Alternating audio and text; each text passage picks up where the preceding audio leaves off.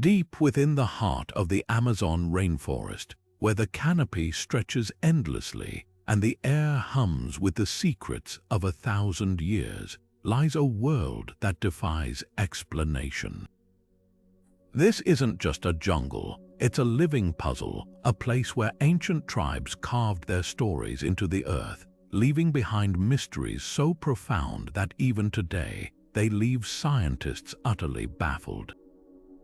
Imagine standing at the edge of an overgrown ruin, its stones whispering a language no one fully understands, or holding an artifact so intricate it seems impossible it was crafted without modern tools. These are the enigmas of the Amazon's ancient tribes, 30 bewildering riddles that challenge everything we think we know about human history. The Amazon has always been a place of legends, but beneath the myths are real, tangible mysteries waiting to be unraveled. Tribes like the Kayapo, the Yanomami, and others whose names have been lost to time didn't just survive here, they thrived, creating societies with knowledge so advanced it rivals modern science.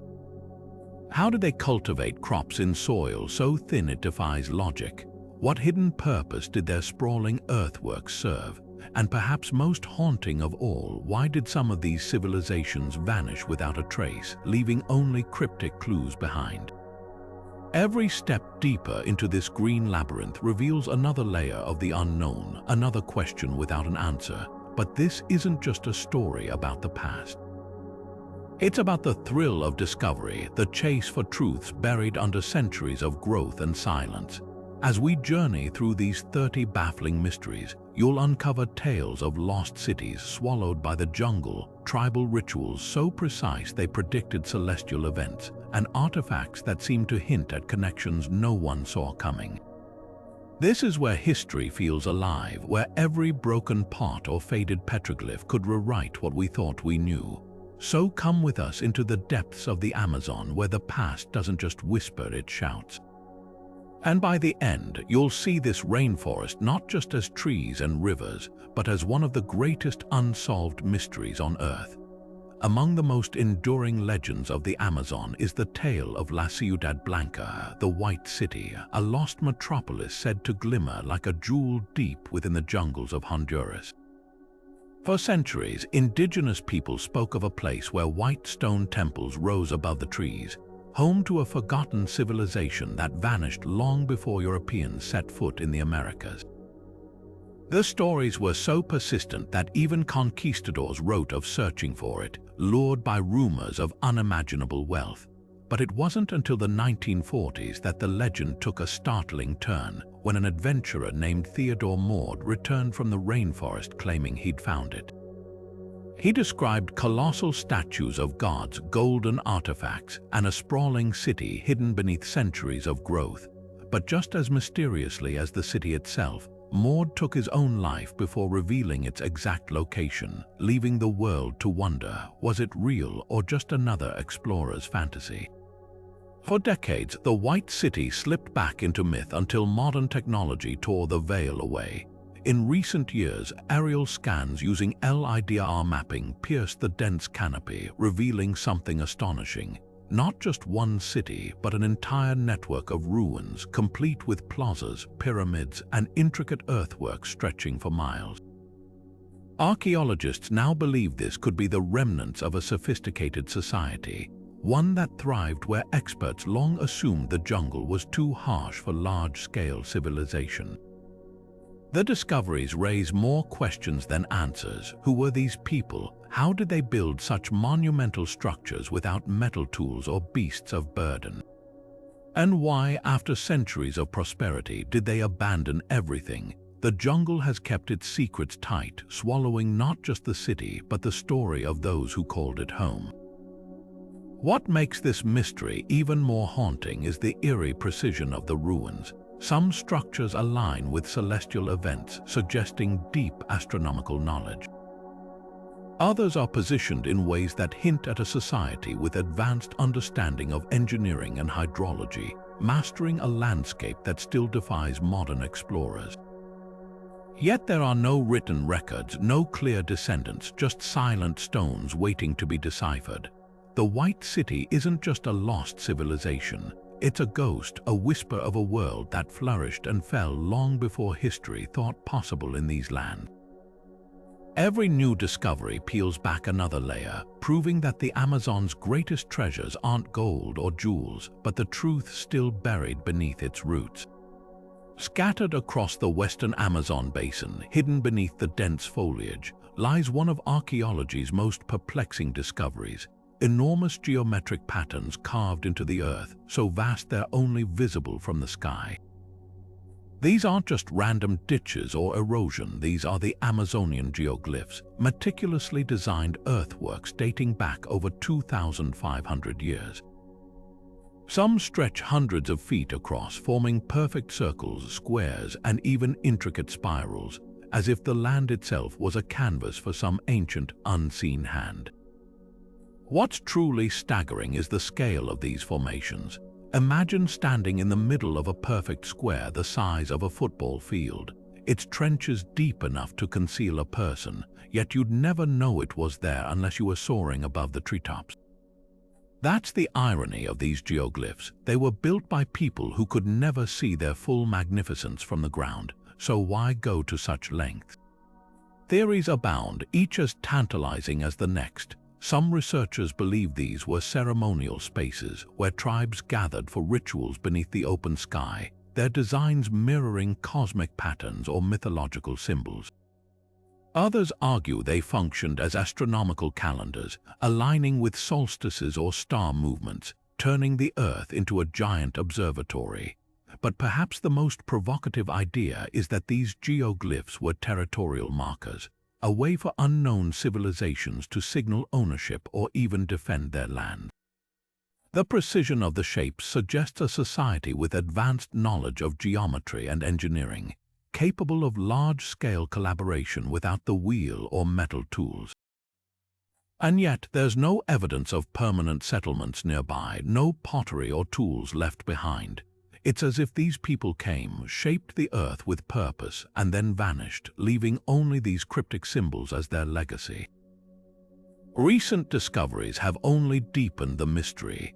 LIDAR technology has revealed that these geoglyphs aren't isolated oddities. They're part of a vast network, possibly connected by hidden roads or canals. Some even overlap with older, smaller designs, hinting at layers of cultural activity spanning centuries. What's chilling is that many of these earthworks were abandoned around the time of European contact, raising the grim possibility that diseases or violence erased the very people who built them before their purpose could be recorded. The geoglyphs force us to rethink everything we assume about the Amazon's past. This wasn't just a wilderness dotted with small, isolated tribes. It was a landscape sculpted by sophisticated societies, their ambitions literally etched into the soil. Were they messages to the gods, maps of unseen realms, or something else entirely? For now, the jungle keeps its secrets, leaving us to marvel at these silent, sprawling puzzles. Proof that the Amazon's ancient peoples were far more than the wilderness around them. On the vast floodplains of Marajoara Island, where the Amazon River meets the Atlantic, archaeologists have uncovered relics that shatter the myth of the Amazon as a place of only small, nomadic tribes. Here, buried in the dark earth, stand enormous ceramic urns, some as tall as a person, their surfaces etched with intricate swirls, animal figures, and geometric patterns so precise they seem to pulse with life. These are the Marajoara Burial Urns, masterpieces of ancient pottery that hold not just bones, but the echoes of a culture so advanced it rivaled the great civilizations of the Andes. What makes these urns extraordinary isn't just their size or artistry, but what they reveal about the people who made them. The Marajoara didn't simply bury their dead, they practiced secondary burials, a ritual where bones were carefully cleaned, painted with sacred pigments, and placed inside these elaborate vessels months or even years after death. Some urns were sealed with clay lids shaped like human faces, their expressions frozen in serene silence, as if guarding secrets across centuries. The level of craftsmanship is staggering. thin-walled yet durable, decorated with motifs that recur across hundreds of miles, suggesting a shared cultural language stretching far beyond the island. But the real mystery isn't how they made these urns, it's why their society vanished. By the time European ships appeared on the horizon, the Marajoara were already gone, their cities swallowed by the jungle, their technology and traditions seemingly erased. No records explain their disappearance. Was it disease creeping ahead of invaders, a catastrophic shift in the river's course, or something slower, like a culture unraveling under its own complexity? What's certain is that they left behind no descendants claiming their legacy, only these silent sentinels of clay waiting to be unearthed. Recent excavations hint at a society far more sophisticated than once believed. Marajoara Island wasn't just a burial ground, it was a hub of innovation with raised fields that transformed swampy floodplains into fertile farmland, canals that controlled water flow, and vast plazas that may have hosted ceremonies under the equatorial sun. The urns themselves were more than tombs. Some researchers believe they were symbols of clan identity or even portals between worlds, their designs mapping cosmic beliefs. Yet for all their achievements, the Marajoara remain ghostly figures, their language unrecorded, their rituals known only through fragments. Perhaps the most haunting question is what else lies hidden beneath Marajoara's soil. Less than 10% of the island has been properly studied, and every dig reveals new surprises. Urns stacked in labyrinthine catacombs, artifacts made from materials not native to the region, even evidence of trade networks spanning the continent. Each discovery peels back another layer, proving that the Amazon's past is far richer, far stranger than we ever imagined. The Marajoara didn't just live here, they thrived, carving a civilization from the flood and mud, only to vanish like a whisper in the wind. And their urns, those towering vessels of clay and mystery, stand as the last testament to a world we're only beginning to understand. Buried in the soil of the Amazon, scattered across thousands of miles from Colombia to Brazil, lie small but mesmerizing artifacts that defy simple explanation. T-shaped pendants carved from a luminous green stone. These aren't just ornaments, they're relics of a spiritual language we've only begun to decode. Found in burial sites, riverbeds, and even deep within untouched jungle, they share an uncanny consistency in design. A sleek T or Y shape, polished to a mirror-like finish, often with no visible tool marks. The material itself is a mystery, a type of jadeite or serpentine so rare in the Amazon that its presence suggests something extraordinary. A vast, interconnected trade network linking tribes across the continent, or perhaps something even more profound, a shared belief system lost to time. Theories about these pendants spiral as wildly as the jungle vines that hide them. Some archaeologists argue they were symbols of shamanic power, worn by spiritual leaders to channel visions or commune with ancestors. Indigenous oral histories from scattered tribes describe similar stones as spirit stones, objects that could trap evil forces or amplify healing prayers. One startling discovery in the Colombian Amazon revealed a pendant clutched in the skeletal hands of a child, buried with its surface etched in patterns that align with celestial constellations. Was it a protector for the afterlife, a guide for the soul's journey? The stones offer no easy answers, but the plot thickens when you trace their origins. Chemical analysis reveals many were carved from rock sourced hundreds, sometimes thousands of miles away. In a rainforest without pack animals or wheeled carts, how did these stones crisscross such impossible distances? The answer might lie in the Amazon's hidden highways, its rivers. Tribes like the Tapajos and the Omagua were master navigators, building canoes that could carry tons of goods along waterways stretching from the Andes to the Atlantic. The green stones may have been more than ritual objects. They could have been a currency traded for rare feathers, medicinal plants, or even salt. Imagine a marketplace where spiritual and material wealth intertwined, where a pendant wasn't just an object but a passport between worlds. Yet the most haunting possibility is that these stones are fragments of a forgotten cosmology. Some researchers point to their shapes echoing the world tree or axis mundi, a near-universal symbol bridging earth, sky, and underworld. In the hands of Amazonian shamans, they might have served as physical anchors for rituals we can barely comprehend. Modern tribes still speak of stones that sing, objects capable of storing memories or voices of the dead. Could the green pendants be relics of this belief? Without written records, we're left piecing together clues from scattered tribes, each holding a fragment of the puzzle. What's undeniable is that these stones defy the stereotype of the Amazon as a collection of isolated villages. They whisper of a time when distant tribes shared more than goods. They shared ideas, spiritual practices, maybe even priests who traveled like living libraries, carrying knowledge from one firelit longhouse to another. Every pendant unearthed is a ripple in the water, hinting at depths we've yet to reach. And as long as the jungle guards its secrets, these emerald enigmas will keep calling, silent, gleaming, and utterly unresolved. One of the Amazon's most chilling mysteries isn't carved in stone or hidden beneath the earth. It drips from the tips of arrows so deadly that even a scratch could spell doom. For centuries, indigenous tribes like the Waorani and the Yanomami wielded poison so refined it defied logic. Curare, a complex cocktail of plant toxins capable of paralyzing and killing prey within minutes. What stuns modern scientists isn't just its potency, but how these cultures without written language or microscopes mastered biochemistry at a level that still leaves researchers in awe. The process of making curare reads like a dark alchemy.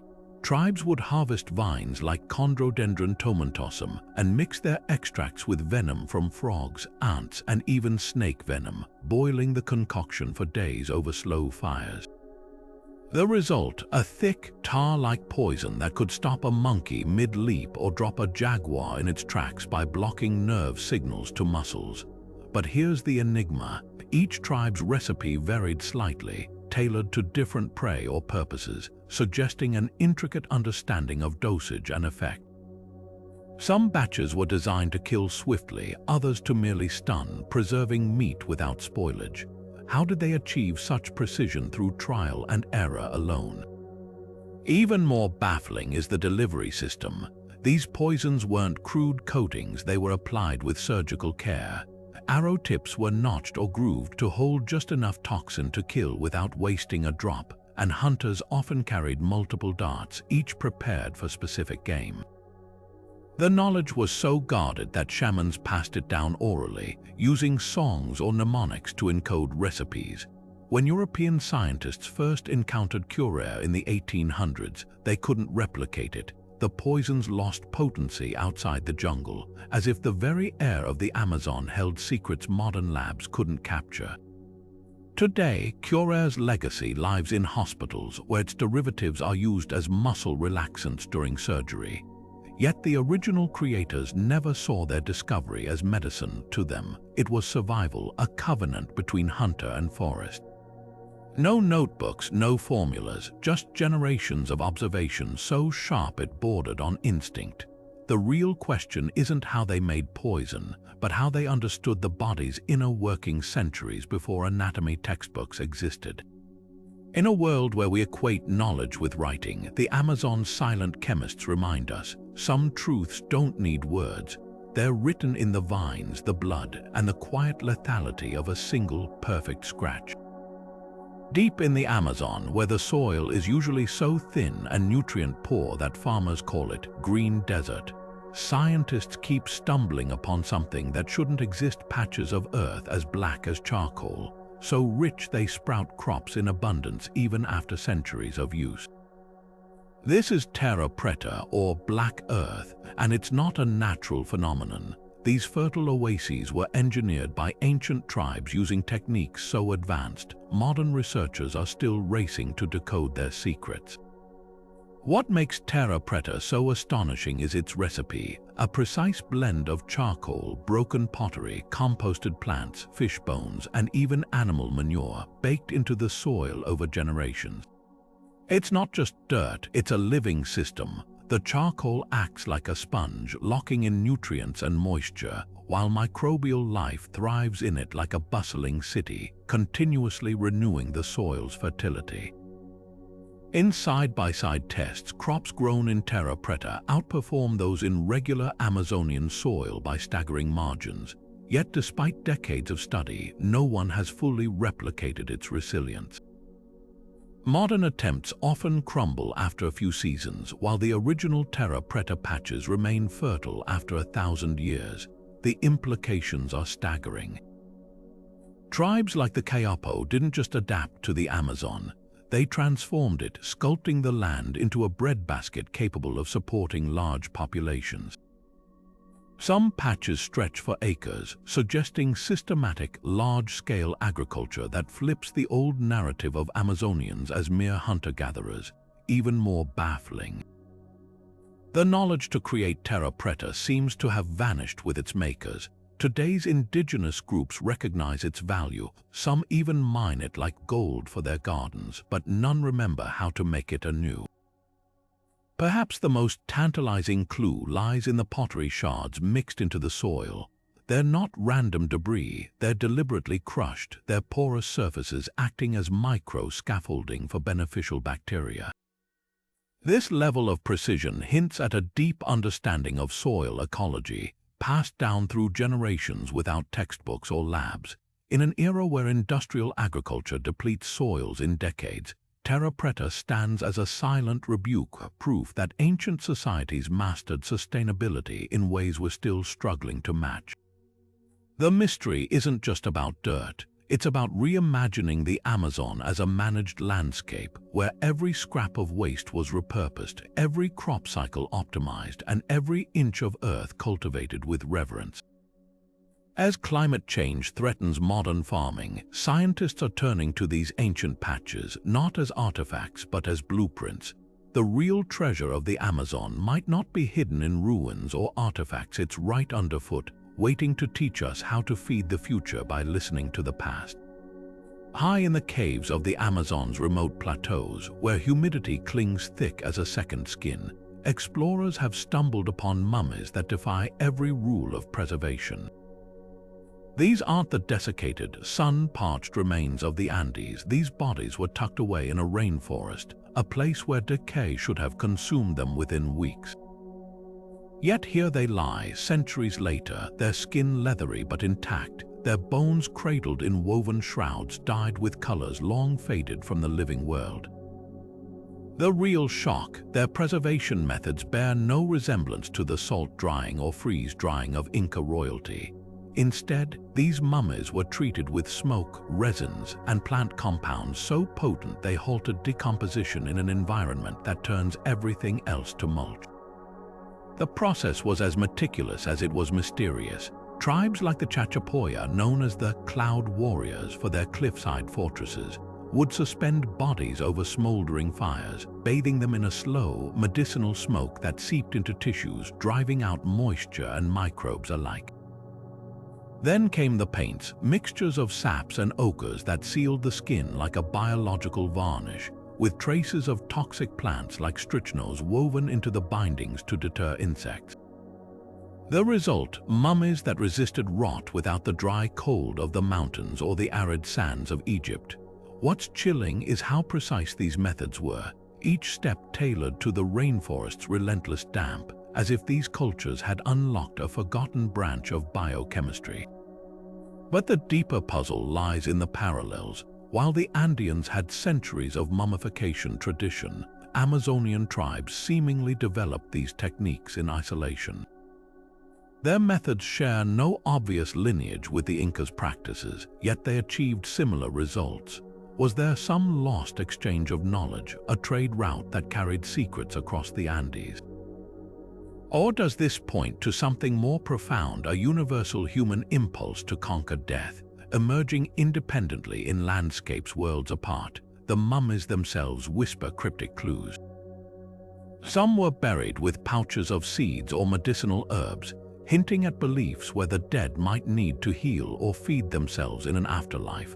Others wear headdresses of rare feathers, suggesting they were elites, shamans, or chiefs whose bodies were preserved to anchor their spirits to the living world. In one cave, a mummy was found curled in a basket, fetal-like, as if waiting to be reborn. These aren't just corpses, they're time capsules holding unread manuals of Amazonian spirituality and science. Modern tools are starting to pry loose their secrets. Chemical analysis of the resins reveals compounds that modern embalmers would envy, natural antimicrobials that outpace formaldehyde in some tests. Yet for all our technology, we still can't say exactly how these recipes were devised. No written records exist, and the last practitioners took their knowledge to the grave long ago. The mummies remain silent witnesses to a tradition that flourished in the shadows of the canopy, proving once again that the Amazon's greatest treasures aren't gold or jewels, but the fragments of wisdom we're only beginning to grasp. The Amazon is often imagined as a world of wood and vines, where stone tools and clay pots defined ancient technology. But scattered along the riverbanks, buried in layers of earth untouched for centuries, lie artifacts that shatter that assumption: gleaming rings, ornate beads, and even tiny gold figurines, all crafted from metals that shouldn't exist here. These aren't the relics of European invaders. They predate Columbus by hundreds, sometimes thousands of years. The mystery: many were made from alloys like tumbaga, a mix of gold and copper, in regions where no natural ore sources have ever been found. How did metal reach the heart of the rainforest, and who were the master artisans who transformed it into objects of such precision and beauty? Take the case of the Marajoara culture, whose pottery we've already marveled at.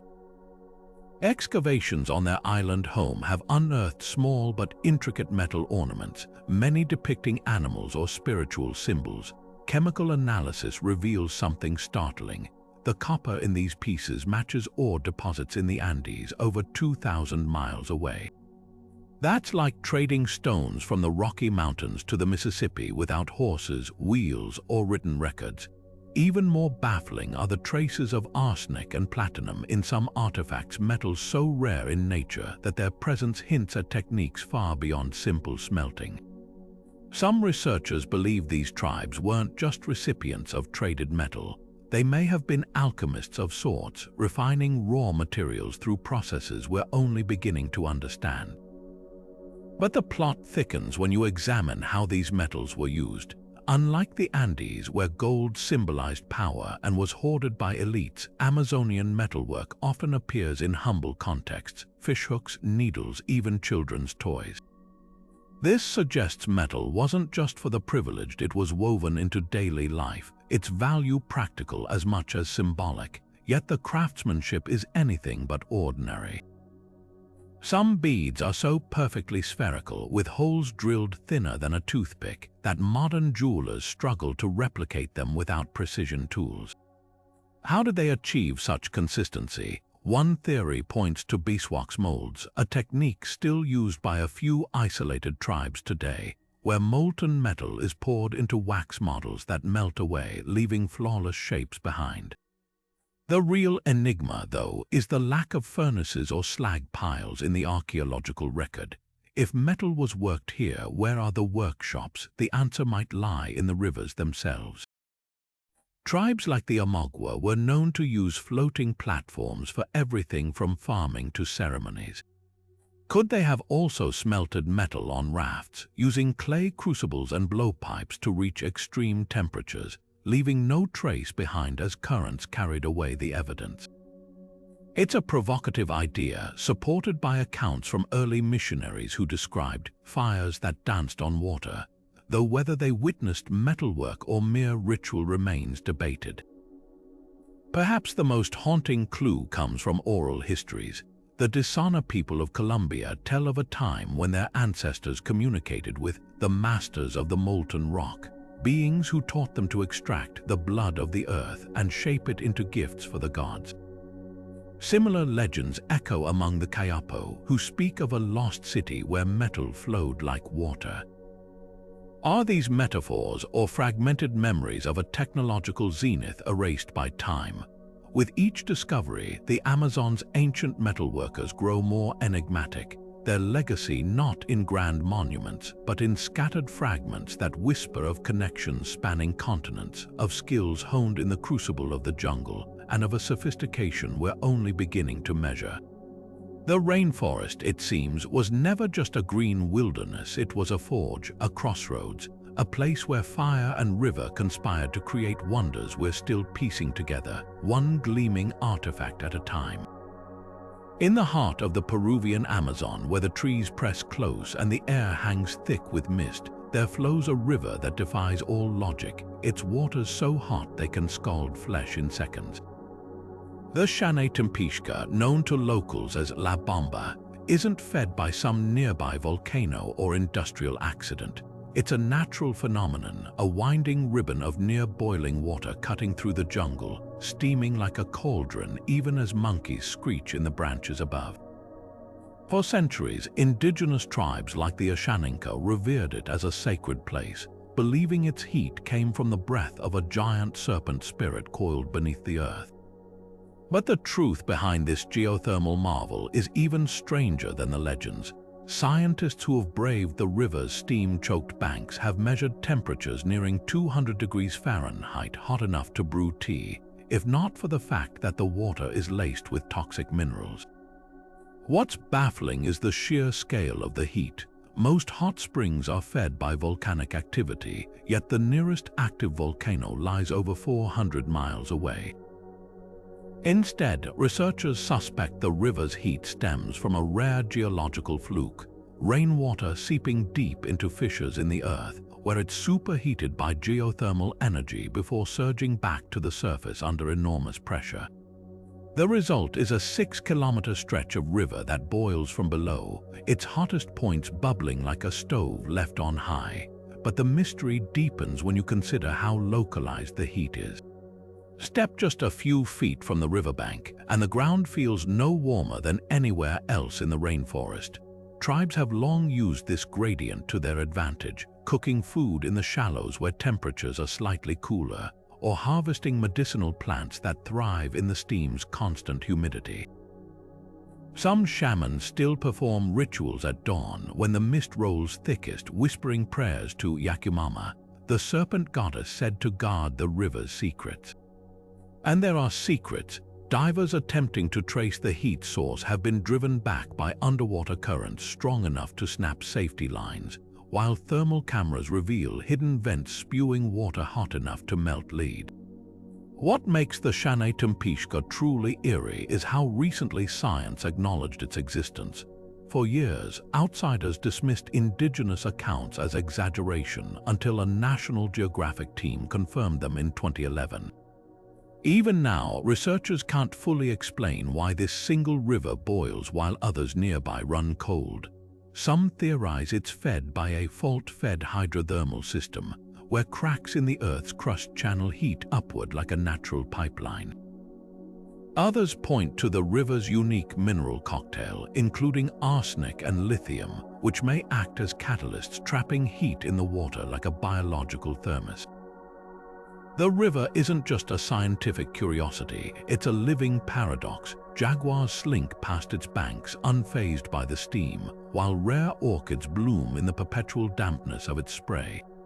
Locals tell of lost travelers who tried to ford its waters, only to vanish in the fog, their remains never found.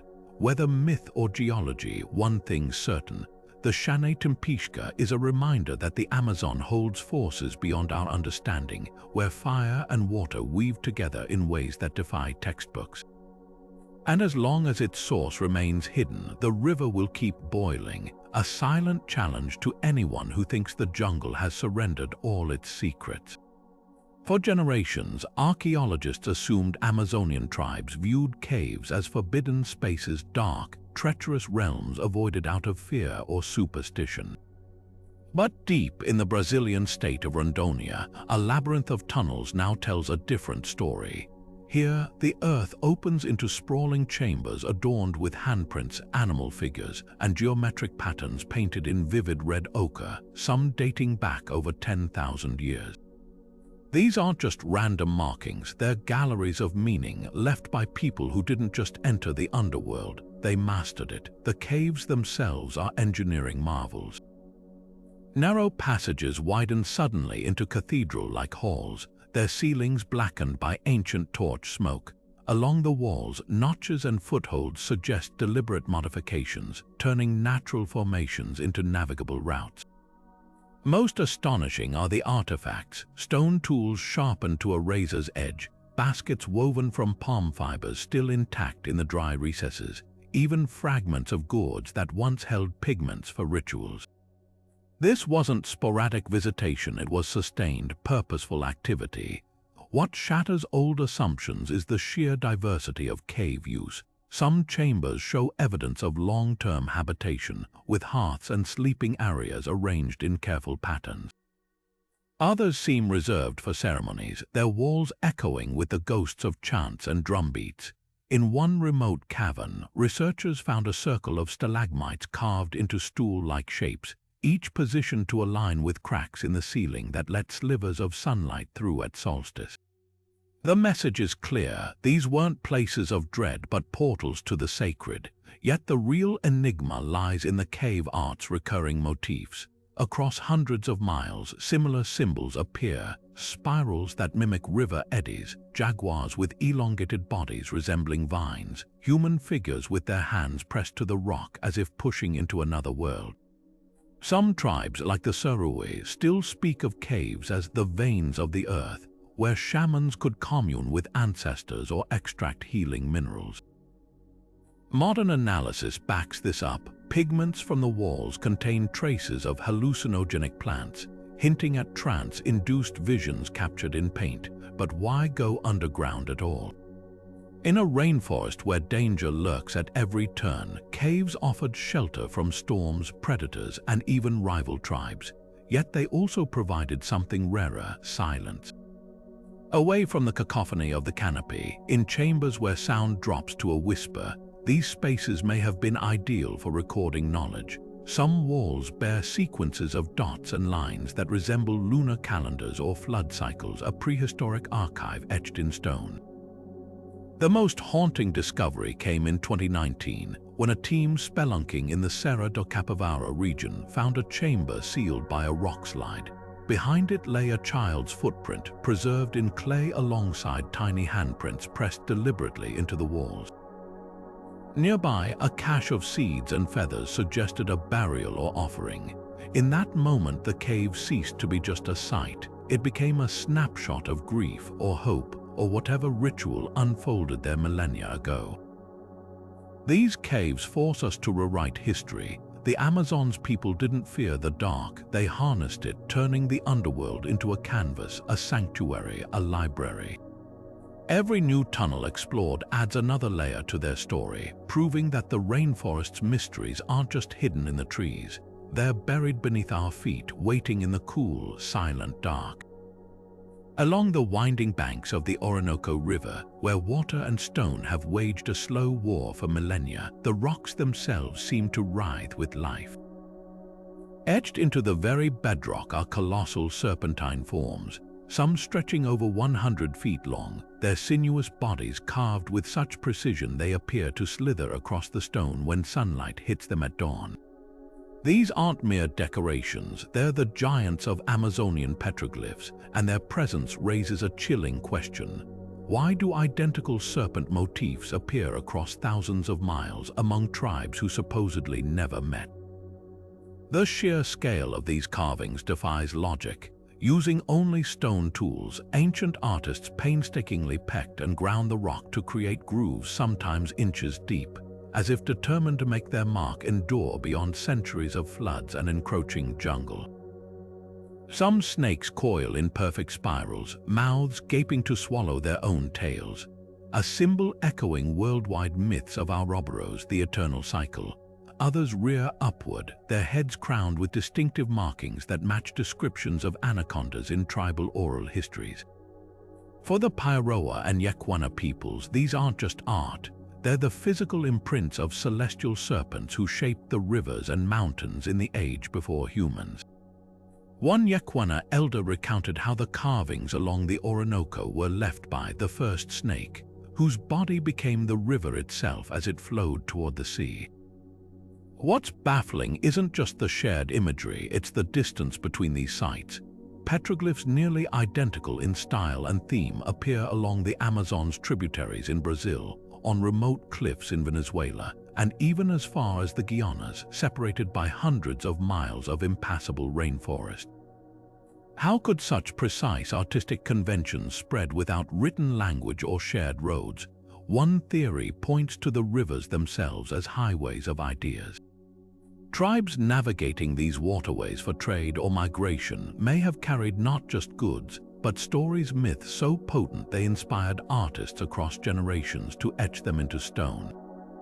Evidence supports this. Along the Rio Negro, serpent carvings cluster near ancient portage routes, where travelers would have rested and shared tales beneath the same cliffs they decorated.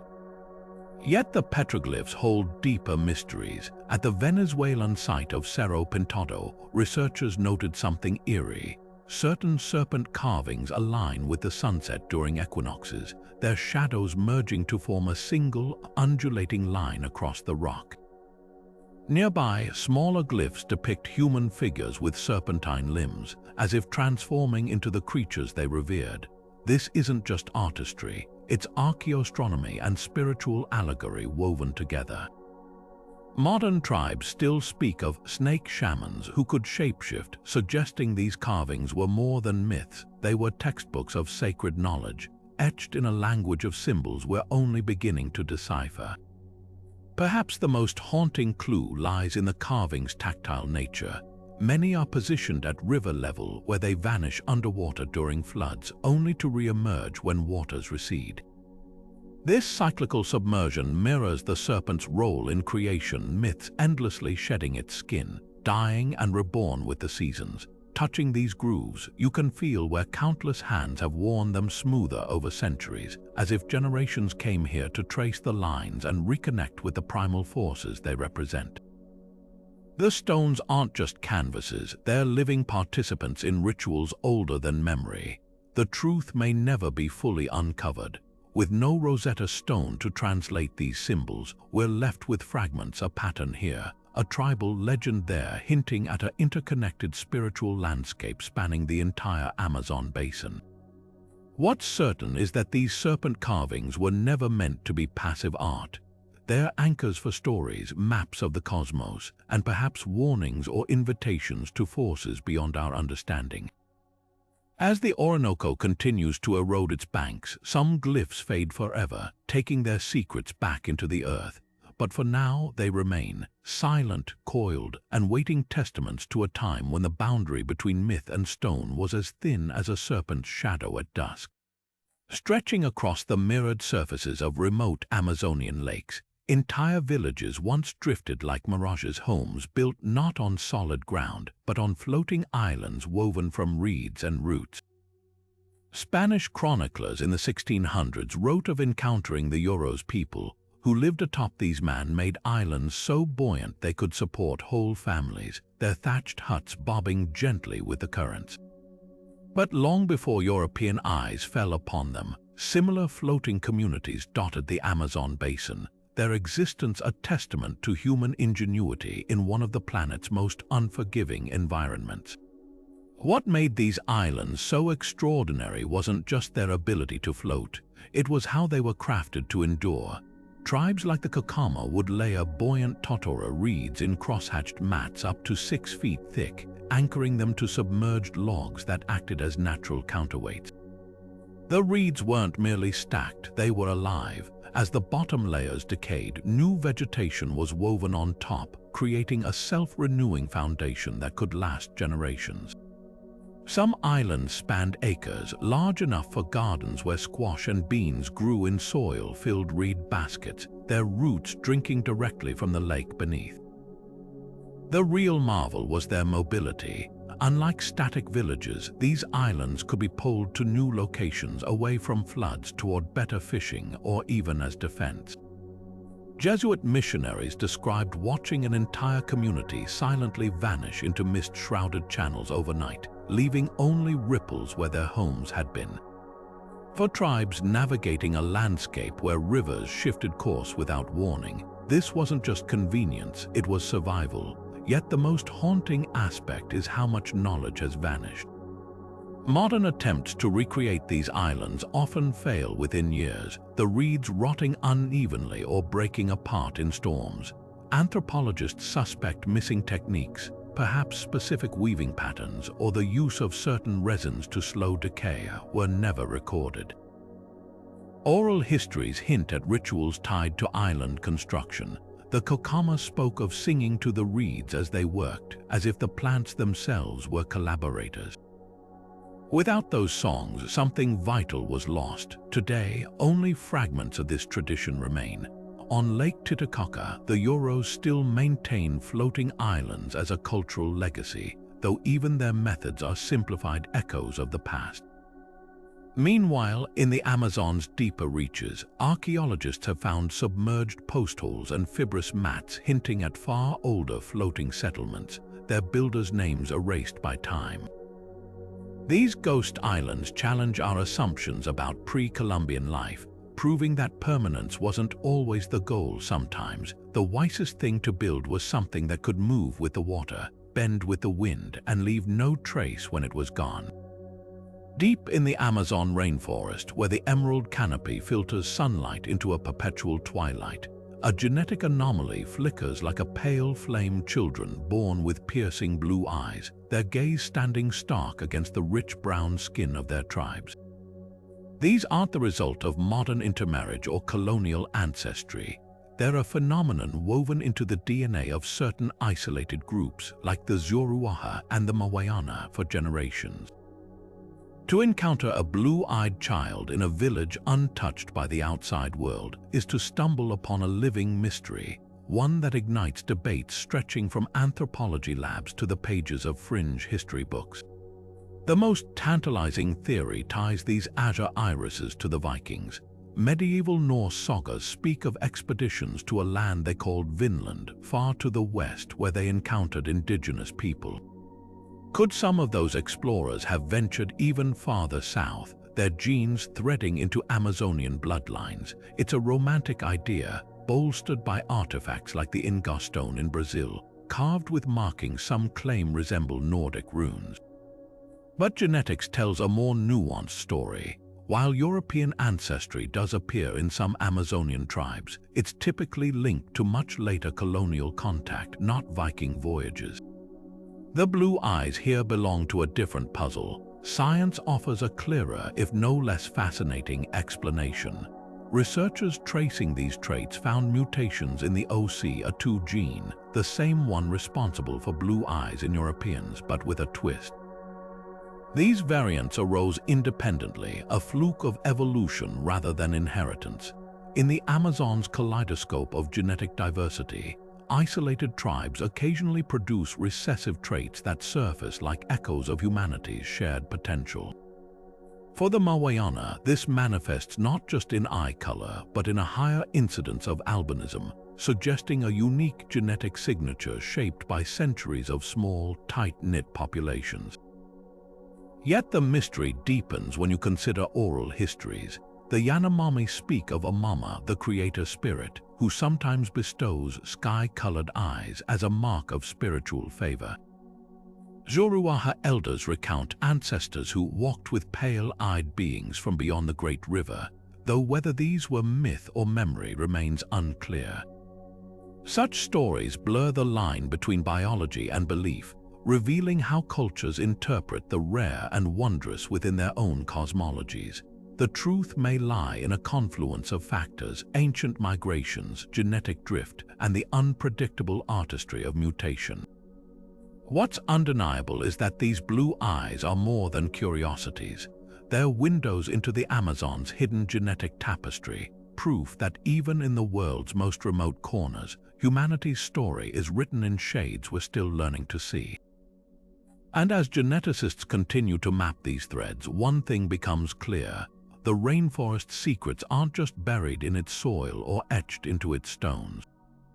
They're alive, staring back at us from the faces of children whose ancestors' journeys we may never fully trace. Among the towering capocs and twisted strangler figs of the Amazon, certain trees are said to hold voices not metaphorically, but in eerie, undeniable reality. Tribes like the Matses speak of the whispering ceiba, a tree whose hollow trunk emits moans and murmurs when the wind passes through it at night, sounding uncannily like human speech. The Shipibo tell of the lupuna tree, feared as the devil's tree, whose bark allegedly records conversations beneath its branches, replaying them in distorted echoes years later. These aren't just campfire tales, they're persistent accounts backed by modern researchers who have recorded bizarre acoustic phenomena in these same species. The science behind these whispers is as fascinating as the legends. When biologists studied the lupuna, they found its towering trunk often develops peculiar cavities caused by ants tunneling between layers of bark. These hollows act like natural Helmholtz resonators, the same acoustic chambers used in musical instruments, amplifying and modulating sounds into human-like frequencies. Wind passing through creates vowel-like tones, while the tree's internal structure filters harmonics, producing speech-like cadences. One research team even captured a recording of a lupuna emitting a sound indistinguishable from a woman sighing, a phenomenon locals attribute to trapped spirits. Yet the mystery deepens with reports that defy conventional acoustics. The Yanomami describe trees that answer when spoken to, responding with knocks or creaks timed too precisely to dismiss as coincidence. In 2018, a botanist working with the Yawanawa documented a strangler fig that produced different tones depending on where it was struck, almost like a wooden xylophone, with certain spots triggering responses from distant trees of the same species. Some researchers speculate these could be forms of infrasound communication, vibrations traveling through root networks we're only beginning to map. The indigenous perspective offers another layer. For the Matses, these trees aren't anomalies, they're elders. Their creation stories tell of a time when all beings shared one language, and some trees chose to retain that gift. Shamans still consult whispering trees before important decisions, interpreting their sounds as guidance. Modern acousticians have noted an unsettling pattern. Trees described as wise often have resonant frequencies matching human brainwave patterns during meditation, suggesting a biofeedback loop science can't yet explain. Perhaps the most haunting example lies in the vanishing song trees of the Rio Negro. Explorers in the 1920s wrote of a grove whose combined sounds created harmonies resembling Gregorian chants. By the time researchers returned in the 21st century, loggers had felled most of them, but the few remaining specimens, when studied, revealed something extraordinary. Growth rings arranged in fractal patterns that, when vibrated, produced mathematical harmonics found in both classical music and quantum physics. Were these trees accidents of nature, or evidence of a natural order we're only glimpsing at the edges of understanding? The Amazon's whispering trees challenge the line between legend and physics. They remind us that sound isn't merely something we hear. It's a force that shapes ecosystems, cultures, and perhaps even consciousness itself. And as long as these giants stand, their voices will keep weaving secrets into the wind, half in our world, half in one we've yet to fully comprehend. High above the Amazon's tangled canopy, where modern explorers might see only a chaos of stars, ancient tribes traced highways of light, constellations not of Greek heroes or animals, but of rivers, trees, and spirits. The Sateré-Moé people didn't just gaze at the sky, they navigated by it, using celestial maps so precise they could pinpoint distant bends in the Amazon River under cloudless nights. Unlike the Polynesians, who steered by stars across open ocean, these river-dwelling tribes developed a navigation system tailored to their labyrinthine world, where wrong turns meant vanishing into flooded forests or hostile territories. Their secret, a star lore so deeply interwoven with the landscape that every constellation doubled as a geographic marker. take the Pleiades, known to much of the world as the Seven Sisters. To the Saturday, this cluster was Ceba's blossom, its appearance signaling the start of the rainy season, a critical cue for planting manioc. But its position also corresponded to a specific confluence of rivers near their ancestral lands, guiding travelers home even when the waterway twisted into identical-looking forks. Similarly, the constellation Orion wasn't a hunter but the canoe, its three central stars aligning with the east-west flow of the Rio Negro during the dry season. This wasn't passive observation, it was active cartography, with the night sky functioning as a rotating map adjusted by season and lunar phase. What's staggering is the accuracy of these systems. Anthropologists working with the Tucano people found elders who could predict river currents days in advance based on the angle of Scorpio's tail, or locate hidden tributaries by tracking Venus's path through particular gaps in the trees. Some star maps even accounted for atmospheric refraction, how the humid Amazon air bends light, allowing navigators to correct their course by the slight distortion of certain stars near the horizon. This level of precision rivals modern GPS in its reliability, yet required no instruments beyond the human eye and generations of memorized oral tradition. The real marvel lies in how this knowledge was preserved. Without written records, tribes encoded celestial data into myths and rituals. The Disana described the Milky Way as the River of Souls, its shimmering arc mirroring the Amazon's course, with dark patches representing dangerous whirlpools to avoid. Star lore wasn't just taught, it was performed. Initiates memorized constellations through dances where their bodies mimicked celestial movements, or by arranging seeds on the ground in patterns that matched the heavens above. One Yanomami elder, when shown a planetarium projection, immediately identified a star modern astronomers had missed, a dim binary partner to Sirius that his people called the Silent Watcher, used for navigation during lunar eclipses. Yet the most haunting question isn't how these systems worked, but why they vanished from wider awareness. While Polynesian wayfinding is celebrated, Amazonian star navigation remained overlooked until the late 20th century, dismissed as primitive stargazing. Only when researchers like German ethnographer Theodor Koch-Grunberg recorded Tucano star songs in the 1900s did outsiders grasp their sophistication.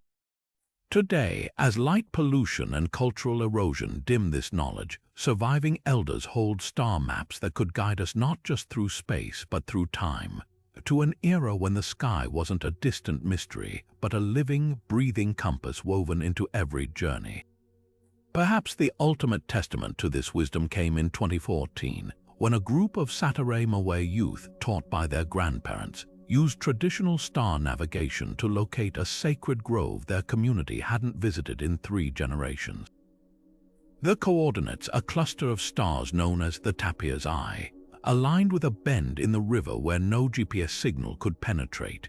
As their canoes glided into the clearing, the elders wept, not just for the reunion, but because the stars, as always, had kept their promise. In the Amazon, the oldest maps aren't drawn on paper or stone. They're written in light, waiting for those who still know how to read them. Among the Kayapo people of the Brazilian Amazon, where the hum of the jungle mingles with the buzz of wings, an ancient art form thrives, one that turns the forest itself into a living pharmacy. These indigenous beekeepers didn't just harvest honey, they engineered intricate relationships with over 30 species of stingless bees, crafting hives so sophisticated they put modern apiaries to shame. Long before Europeans domesticated honeybees, the Kayapo were practicing an advanced form of apiculture, blending architecture, agriculture, and medicine into a single, buzzing science. The hives themselves are marvels of bioengineering. Instead of wooden boxes, the Kayapo hollow out logs or weave cylindrical baskets from palm fibers, mimicking the natural cavities bees prefer in the wild. But here's where ingenuity shines. Each hive is designed with a removable end cap, allowing honey to be harvested without destroying the colony, a technique Western beekeeping wouldn't adopt until the 19th century. Some hives even feature ventilation shafts carved from termite-resistant wood, regulating humidity to prevent fungal growth. The Kayapo didn't just keep bees, they built them luxury condos. Yet the real treasure lies in the honey. Stingless bee species like the Jandera produce honey so potent it's been used for everything from healing wounds to easing childbirth. One recipe, passed down through generations, mixes honey with tree bark resins to create an antimicrobial paste stronger than modern antibiotic ointments. Another blends it with fermented fruits to treat eye infections, a remedy so effective researchers are now isolating its compounds for pharmaceutical study. The Kayapo even developed a honey-based cough syrup infused with ginger and wild tobacco, a formula that predates Big Pharma by centuries. What's truly staggering is the precision of their knowledge. Kayapo beekeepers don't just tend hives, they curate them, planting specific flowers to flavor the honey or moving colonies near medicinal plants to infuse the harvest with healing properties. Certain honeys are reserved for rituals, their psychoactive compounds used in ceremonies to induce visions. Others are fed to newborns as immune boosters, a practice that might explain the tribe's remarkable resistance to tropical diseases. This isn't just beekeeping, it's a symbiotic dance between human and insect refined over millennia. The tragedy, much of this wisdom is vanishing. As deforestation destroys bee habitats and younger generations migrate to cities, the Kayapo's apiary secrets risk being lost forever. Yet in remote villages, elders still demonstrate how to sing to the bees, soft, rhythmic chants that calm the swarms during harvest. It's a reminder that in the Amazon, the line between science and spirit is as thin as a bee's wing, humming with secrets we're only beginning to hear. Deep in the Amazon's shadowed glades, where mist curls around ancient trees, lies a mystery carved not from bone or clay, but from shimmering quartz crystal skulls, their smooth surfaces catching the light like frozen tears. Holly would have you believe these artifacts are relics of lost Atlantis or alien visitors, their hollow eyes glowing with supernatural power, but the truth, as always, is stranger than fiction. The Amazon's authentic crystal skulls aren't props from adventure films.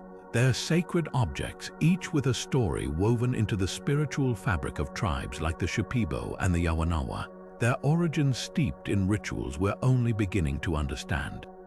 The first thing to dismantle is the myth of perfection. Unlike the flawlessly polished skulls peddled by treasure hunters, often revealed as 19th-century European workshop creations, genuine Amazonian ceremonial skulls bear the marks of their making. Subtle striations from stone tools, asymmetrical features, and cloudy inclusions in the quartz all testify to their human craftsmanship.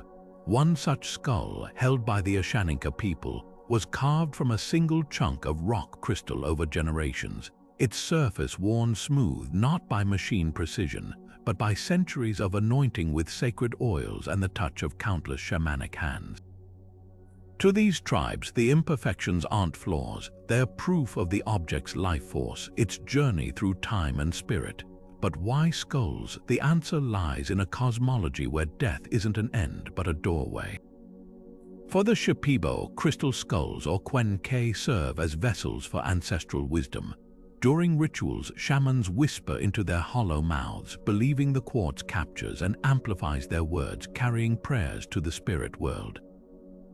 Some skulls are even fed with hallucinogenic brews like ayahuasca, their surfaces stained over time with the dark residue of countless ceremonies. The Yawanawa tell of skulls that sing when struck by moonlight, emitting tones used to diagnose illness or predict droughts, a phenomenon acousticians later attributed to the quartz's piezoelectric properties, where pressure creates electric charges. The real enigma, though, is how these traditions echo far beyond the Amazon. Crystal skulls appear in the lore of the Maya and Aztec, sparking theories of pre-Columbian trade routes or shared spiritual archetypes. One tantalizing clue comes from a Tucano elder's account of a great crystal cave near the Rio Negro, where tribes once gathered to carve skulls alongside visitors from lands where jaguars walk on stone roads, a possible reference to Mesoamerican cultures. Archaeologists remain skeptical, but recent isotopic analysis of Amazonian quartz revealed traces of minerals found only in Central American deposits, hinting at exchanges more extensive than previously imagined. Yet the skulls guard their deepest secrets tightly. In 2018, a team studying a Yawanawa skull noticed something bizarre. Under ultraviolet light, fractures inside the quartz formed patterns resembling neural networks. When shown to neuroscientists, one remarked it looked like a stone snapshot of a thinking brain. Coincidence? The tribe's shamans would say otherwise. To them, the skulls were always alive, pulsing with the memories of those who shaped them. Whether art, artifact, or something beyond our understanding, these crystalline enigmas remain a testament to civilizations that saw the universe not in binaries of science and myth, but as a tapestry where both intertwine, glittering and inscrutable as the skulls themselves. Deep in the uncharted stretches of the Amazon, where the trees grow so dense they blot out the sky, explorers have reported a phenomenon that defies all logic: phantom drumbeats echoing through the wilderness with no drummer in sight. These aren't the distant ceremonies of hidden tribes or the hammering of woodpeckers. They're rhythmic, deliberate, and unnervingly human-like, pulsing through the air like a heartbeat from nowhere. One of the earliest accounts comes from British botanist Richard Spruce in 1853, who wrote of hearing what he called the Devil's Waltz near the Rio Negro, a steady, metallic tapping that seemed to circle his camp each night, stopping the moment his team tried to track its source. What makes these sounds so unsettling is their precision. Modern acoustics experts analyzing recordings have noted patterns that mirror ceremonial drumming from known Amazonian tribes, yet with a haunting twist. The rhythms often include syncopations or time signatures absent from any indigenous music documented in the region. In 2012, a research team near the Peruvian border set up parabolic microphones to capture the phenomenon, only to find the sound's origin point shifted unpredictably, as if the drummer was darting through the trees at impossible speeds. Local Matses guides refused to discuss the sounds, calling them cholachacwi, the trickster spirit said to mimic human noises to lure the unwary. Science offers a handful of theories, each as speculative as the last. One points to resonant trees, certain hollow trunks that can amplify and distort natural noises, turning wind or animal movements into rhythmic echoes. Another suggests subsurface water flow through porous rock, creating periodic vibrations that rise through the ground. But neither explains the intelligence behind the patterns, the way these beats sometimes respond to human speech or change tempo when recorded. The most chilling reports come from areas where no tribes are known to live.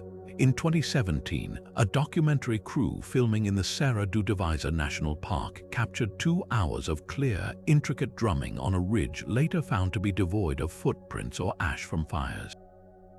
The audio, analyzed by ethnomusicologists, contained sequences matching West African polyrhythms, a baffling detail given the continent's distance and the absence of transatlantic contact in pre-Columbian times.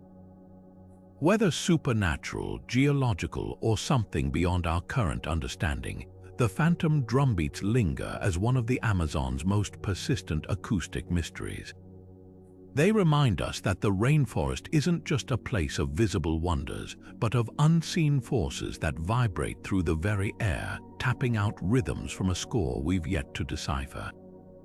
And for those who have stood alone in the green twilight, hearing those ghostly pulses, the jungle doesn't feel empty, it feels watchful, beating like a hidden heart just beyond the next tree.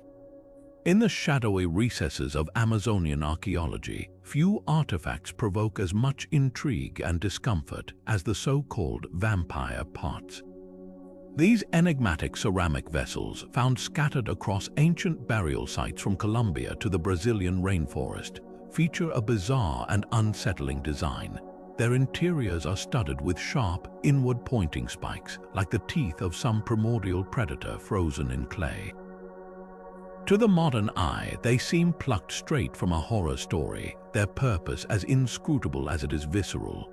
But for the tribes who crafted them centuries ago, these pots likely held meanings far beyond our first assumptions. The most striking examples come from the Marajoara culture, whose artisans shaped these vessels with almost surgical precision. The spikes aren't haphazard, they're arranged in concentric rings, their tips angled to avoid puncturing anything placed inside unless that object was pulled upward with force. This peculiar engineering has fueled theories ranging from the macabre to the mundane. Early European explorers stumbling upon these pots in the 1800s spun tales of blood rituals, suggesting they were used to collect sacrificial offerings or even as vessels for fermenting hallucinogenic brews mixed with human blood. Indigenous oral traditions, however, offer a quieter truth. Some tribes describe them as spirit traps, designed to cage malevolent forces during funerary rites. A shaman might place fragments of the deceased's belongings inside, the spikes symbolically imprisoning grief or preventing the dead from wandering. Yet not all explanations veer into the supernatural. Practical archaeologists point to these pots' uncanny resemblance to traditional Amazonian fish traps, where inward-pointing reeds allow prey to enter but not escape. Could they have been used to store live bait or eels, their spikes preventing escape until needed for food? Others note their similarity to fruit processing vessels found in the Andes, where spiked interiors helped pulp tough jungle fruits for fermentation. The irony is rich. What outsiders interpret as evidence of savagery might simply reflect ingenious food preservation. The mystery deepens when you consider their context. Many vampire pots were buried alongside high-status individuals, their spikes meticulously painted with ochre or dotted with resin details that suggest ceremonial importance. Chemical residue analyzers have added fuel to the debate. Some pots show traces of hemoglobin, while others contain remnants of a chiote or coca, plants tied to sacred rituals. One particularly chilling discovery in the Ecuadorian Amazon revealed a pot still cradling the skeleton of a parrot, its bones arranged as if placed deliberately between the spikes. Was this a messenger to the afterlife or part of some forgotten funerary theater? What's undeniable is how these artifacts defy simple categorization. They're neither purely practical nor purely symbolic, but something in between, a fusion of ingenuity and spirituality that modern minds struggle to parse. Perhaps their true power lies in that ambiguity, forcing us to confront how quickly we project our own fears onto the past. The Amazon's vampire pots don't just hold the ghosts of rituals lost to time. They hold a mirror, reflecting back our hunger for easy answers in a world that prefers to stay mysterious. And as long as their secrets linger, they'll remain silent, spiked, and daring us to look closer. Deep in the Amazon basin, where the forest floor crumbles under centuries of fallen leaves, archaeologists have uncovered sprawling earthworks shaped like colossal funnels, some stretching over 30 feet wide, their walls reinforced with packed clay and lined with stones. These aren't natural formations, they're prehistoric hunting traps engineered with such precision that they hint at a terrifying prey. Giant lizards and other megafauna that once roamed the rainforest, creatures so massive they dwarf modern anacondas or caimans. The scale of these structures suggests a level of ecological engineering far beyond simple survival, pointing to a time when humans didn't just live in the Amazon, they reshaped it to tame giants. The design of these traps reveals chilling sophistication. Each funnel narrows dramatically at one end, often terminating in a pit or enclosed space, while the wider mouth is strategically positioned along game trails or near water sources. Researchers believe hunters would drive animals into these openings, using fire or noise to panic them, then corner them in the tightening passage. But here's what's truly startling. Some pits contain fossilized bones of creatures like the Purosaurus, a prehistoric caiman that could reach 40 feet in length, or megalania like monitor lizards that may have weighed over a ton. These weren't just traps, they were megafauna kill zones, proof that ancient Amazonians hunted predators most would flee from. What's even more remarkable is how these traps reflect an intimate knowledge of animal behavior. The walls are often textured with grooves or notches, likely to prevent climbing escapes, while some feature hidden side chambers possibly for hunters to ambush trapped prey safely. In one site along the Rio Madeira, archaeologists found a trap complex with multiple funnels converging into a central enclosure, suggesting coordinated group hunts. The engineering is so precise that modern zoologists have compared it to boma systems used in Africa to corral lions, except these were built without metal tools or blueprints, relying on generations of trial and error.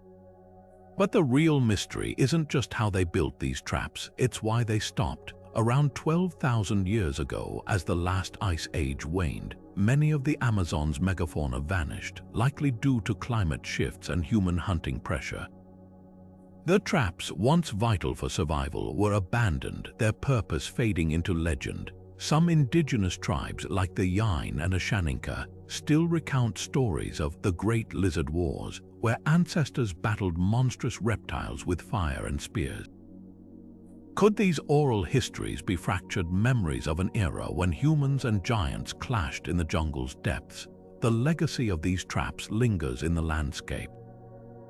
LIDAR scans have revealed hundreds of similar earthworks hidden under dense vegetation, many aligned in patterns that mirror migratory routes of extinct herbivores. This wasn't random hunting, it was a calculated management of ecosystems, a prehistoric version of wildlife conservation through selective culling. Modern ecologists are even studying the designs to improve non-lethal animal capture methods, proving that ancient knowledge still holds value. Standing at the edge of one of these funnels, it's hard not to feel the weight of time pressing down. The air seems thicker here, heavy with the ghosts of creatures that once ruled these lands and the people who dared to challenge them. These traps aren't just relics, they're monuments to human ingenuity, a testament to a time when the Amazon wasn't just a wilderness to survive, but a world to master. And as the jungle slowly reclaims them, they remind us that the line between myth and history is as thin as the morning mist over the river. In the dappled sunlight of the Amazon understory, where every shadow could mean predator or prey, certain tribes speak of plants that bend reality itself, foliage capable of rendering hunters nearly invisible to both animal and human eyes. The Matses people call it nema pent, the shadow vine, a creeping plant whose leaves, when crushed and rubbed on the skin, allegedly dissolve the wearer into the surrounding jungle. To outsiders, it sounds like myth, but modern biochemistry is revealing startling truths behind these ancient stealth technologies, proving that the rainforest's pharmacy holds secrets beyond healing. It offers vanishing acts perfected over millennia. The science behind these so-called invisibility plants hinges on two extraordinary adaptations. First, there's optical deception. Tribes like the Yanomami use the paste of Psychotria colorata, a shrub whose leaves contain microscopic silica crystals that scatter and diffuse light. When applied to skin or clothing, these crystals mimic the way light filters through leaves, effectively breaking up the human outline. Researchers testing similar compounds in labs have documented a 15% reduction in visibility to the naked eye, not total invisibility, but enough to make a hunter nearly indistinguishable from foliage at a distance. Then there's scent suppression. Many of these plants, like the Varola tree bark used by the Waorani, release volatile compounds that neutralize human odor. When combined with certain clays found along riverbanks, they form a biofilm that traps sweat particles, rendering hunters undetectable to animals with keen olfactory senses like jaguars or peccaries. In 2019, a team from Cambridge University discovered that these mixtures contain molecules similar to those in modern military-grade camouflage sprays, blocking receptors in animal noses that detect threat pheromones. But the most haunting accounts come from the plants themselves. Some tribes describe the whispering vine, a rare liana that doesn't just hide the body, it allegedly muffles sound. When warriors walked through thickets draped with this plant, even dry leaves underfoot reportedly failed to crunch. Ethnobotanists suspect these stories may reference species like Cissus verticillata, whose spongy stems absorb vibrations, though no Western scientist has yet replicated the near-silent movement described in oral histories. What unsettles researchers isn't just the existence of these plants, but how precisely indigenous knowledge maps onto their properties. The Matses distinguish between 7 varieties of enigma pent, each used for different terrains or prey. One version works best near rivers at dawn, another in dense foliage at noon, specificities that align uncannily with how light angles change throughout the day. This isn't folk wisdom, it's applied biophysics honed through generations of life or death experimentation. The ultimate irony, while modern science scrambles to synthesize these compounds for military use, the tribes who discovered them faced displacement and cultural erosion. In a handful of remote villages, elders still teach the old ways, which plants to harvest in waning moonlight, how to mix them with turtle fat for longevity, the chants said to awaken their power. But each year, fewer apprentices come to learn. The rainforest's vanishing magic meets a fading tradition, 2 ephemeral wonders slipping through our fingers just as we begin to grasp their depths. Perhaps the most profound lesson lies not in how these plants hide the body, but what they reveal about human ingenuity. In a world obsessed with technological superiority, the Amazon reminds us that true innovation often wears the guise of tradition. Its secrets written not in labs, but in the slow, patient dialogue between people and the living green world around them. And as long as these vines still twist toward the canopy, they hold a question. If we can learn to see them, what else might we discover hiding in plain sight? Some corners of the Amazon don't just carry sound, they answer back. For tribes like the Ticuna and the Witoto, certain valleys and rock formations aren't passive landscapes. They're alive with voices, their echoes believed to be spirits trapped in stone. These sacred spaces, known as the speaking places, hold a peculiar power. Shout into the air, and the valley doesn't merely repeat your words. It transforms them, twisting syllables into eerie responses that feel far too deliberate to dismiss as coincidence. What modern acoustics reveals about these sites is even more fascinating. The valleys most revered for their spirit echoes often share a specific geological quirk. Concave sandstone cliffs arranged in perfect parabolic curves, functioning like natural satellite dishes that reflect and amplify sound waves with uncanny precision. In the Witoto's Apaporis Sacred Valley, for instance, a shout at dawn, when temperature inversions sharpen sound refraction, can produce echoes delayed by nearly 10 seconds, with certain frequencies enhanced while others vanish entirely. The effect is chilling, words return distorted, sometimes even mimicking the tonal patterns of ancestral chants recorded in tribal oral histories. These phenomena aren't random. Indigenous navigators used echolocations as sonic landmarks, mapping trade routes by how particular rock faces altered their calls. A Witoto hunter might ululate toward a cliff. If the echo returned high-pitched and rapid, it signaled safe passage, while drawn-out, low-frequency reverberations warned of swamps or predators ahead. Some shamans still perform echo divination, interpreting the number of repetitions or tonal shifts as messages from ancestors.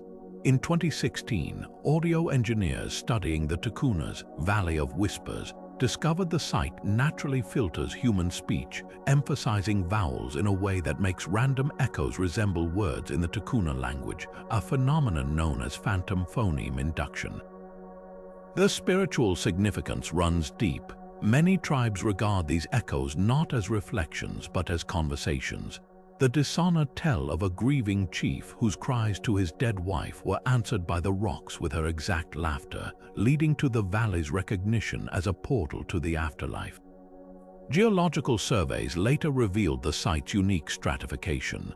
layers of volcanic basalt and quartzite that create interference patterns, selectively amplifying frequencies between 1,200 and 1,500 Hz, the exact range of human laughter. Yet the most haunting accounts come from places where the echoes defy physics entirely. Near the Colombian border, the Yucuna speak of a gorge where whispers return louder than shouts, and where some syllables vanish mid-air while others repeat endlessly. When researchers from Bogotá's National University investigated, they found the canyon's shape creates a Helmholtz resonator effect, but couldn't explain why only certain words triggered infinite reverberation, a selectivity that aligns perfectly with Yucuna taboos about speaking the names of the dead in sacred spaces. As industrial noise pollution encroaches, these acoustic wonders fade. The Carajá people of Brazil have documented 17 talking valleys, now silent due to nearby mining explosions altering the rock faces. But in untouched pockets of the rainforest, the stones still speak, their voices woven into rituals, navigation, and cosmology. To hear them isn't just to encounter a quirk of geology, it's to witness a dialogue between humans and landscape that's endured for millennia, where every echoed word blurs the line between the physical and the unseen. The Amazon doesn't just hold spirits. In these valleys, it answers back, its voice carried on the very air that breathes through the trees. In the ember-lit darkness of Amazonian longhouses, where fire was both life-giver and destroyer, certain tribes mastered an art that defied nature itself, weaving fibers so fireproof they could smother flames like a wet hide. The Yansha people called these textiles mashat, cloth that wouldn't burn even when tossed into cooking fires, while the Shipibo spoke of spider silk that laughed at lightning. These weren't just utility items, they were technological marvels spun from plant combinations so precise that modern chemists still can't replicate their flame resistance without synthetic additives. The secret lay in a lost alchemy of botanicals. Ethnobotanists studying surviving fragments have identified base fibers like Astracarium palm, but it's the treatment process that baffles science. Oral histories describe a multi-day ritual where strands were soaked in brews made from over a dozen plants, some now extinct, including a twisting vine called tayuya whose sap, when reduced to syrup, formed a heat-activated molecular shield around each thread. The result, a fabric that didn't just resist burning, it carbonized superficially while the inner fibers remained intact, much like modern space shuttle tiles. One 17th century Jesuit account describes watching a child's mash at blanket catch fire during a cooking accident, only for the flames to die instantly, leaving the cloth unscorched save for a faint smoky scent. What's heartbreaking is how thoroughly this knowledge was erased. Colonizers, obsessed with finding Indian gold, dismissed the textiles as curiosities while systematically dismantling the societies that made them. By the 1920s, only a handful of elders in remote villages remembered the full recipes, and their apprentices had perished in rubber boom massacres or forced labor camps. Today's attempts to reverse engineer the fibers hit dead ends. Lab tests show the surviving mashat samples contain trace minerals, possibly from now lost clay deposits used in the dyeing process, that alter their thermal conductivity in ways industrial chemistry can't yet mimic. The tragedy isn't just the loss of flame-proof cloth, but the ecological wisdom it represented. These weavers didn't just make fabrics, they engineered them from the forest up, selecting plants not just for fiber strength, but for how their compounds interacted under heat. Some tribes even cultivated fire gardens, patches where key plants were grown near termite mounds, the insect's methane-rich emissions possibly accelerating the plant's natural fire resistance through epigenetic changes. This wasn't craftsmanship, it was bioengineering centuries ahead of its time, turning the rainforest itself into a laboratory. A glimmer of hope flickers in the unlikeliest places. In 2019, a Yanomami shaman's daughter, trained by the last mashat weaver in her village, began reconstructing the techniques using notebooks her ancestor hid from missionaries. Her trial fabrics, while not yet matching the originals, have already withstood blowtorch tests at 800 degrees Fahrenheit. Meanwhile, aerospace researchers pore over colonial-era textile descriptions, desperate for clues to organic heat shields. The irony is palpable. In our rush to conquer nature with synthetics, we annihilated a solution hidden in plain sight, one whispered in the rustle of leaves, the twist of vines, and the quiet, stubborn memory of threads that refused to burn. Beneath the dappled shadows of the Amazon canopy, where the line between human and beast blurs into myth, there exists a secret so potent it's whispered across tribes separated by hundreds of miles, the art of becoming the jaguar.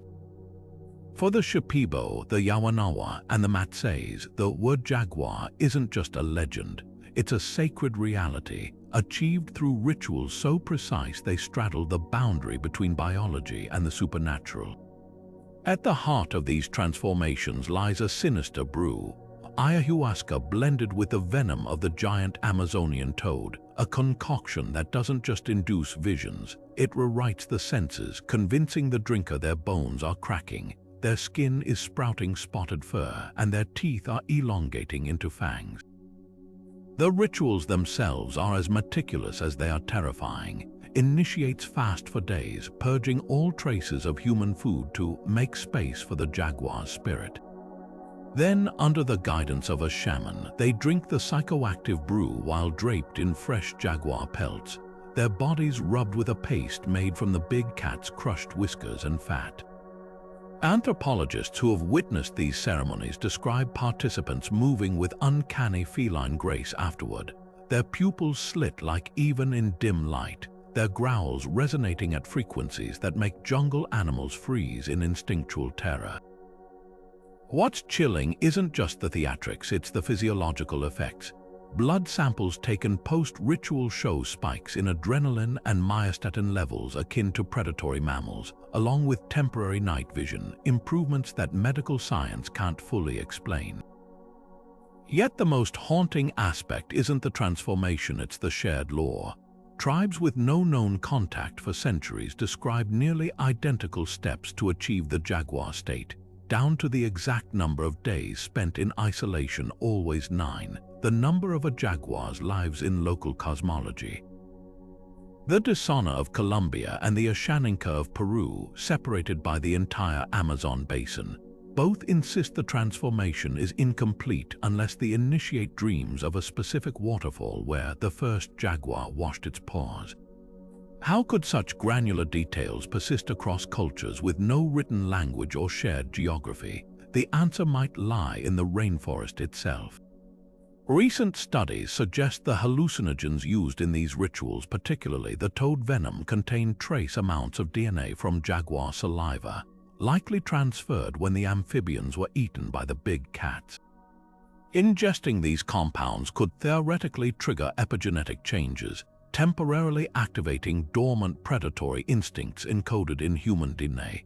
It's a fringe theory, but one that gains credibility when you consider the Matsays' claim that seasoned wood jaguars develop heightened senses of smell and the ability to track prey by scent alone, traits vanishingly rare in unaltered humans. But the rituals carry a dark cost. Those who partake too often risk losing their humanity entirely, becoming Yawapepe, the ones who never came back. Tribal elders speak of men and women who vanished into the jungle for good, their occasional sightings marked by half-human footprints leading to the carcasses of tapirs torn apart with unnatural precision. In 2014, a team of ecologists in Peru's Manu National Park set up camera traps to study jaguar behavior, only to capture footage of a naked man moving alongside the big cats, his eyes reflecting the infrared light with the same golden glow as theirs. When shown the footage, a Shipibo shaman nodded grimly. The jaguar keeps what it takes. What lingers isn't just the mystery of biology or belief, but the unsettling possibility that these tribes unlocked something primal in the human psyche, a doorway to our oldest, most untamed selves.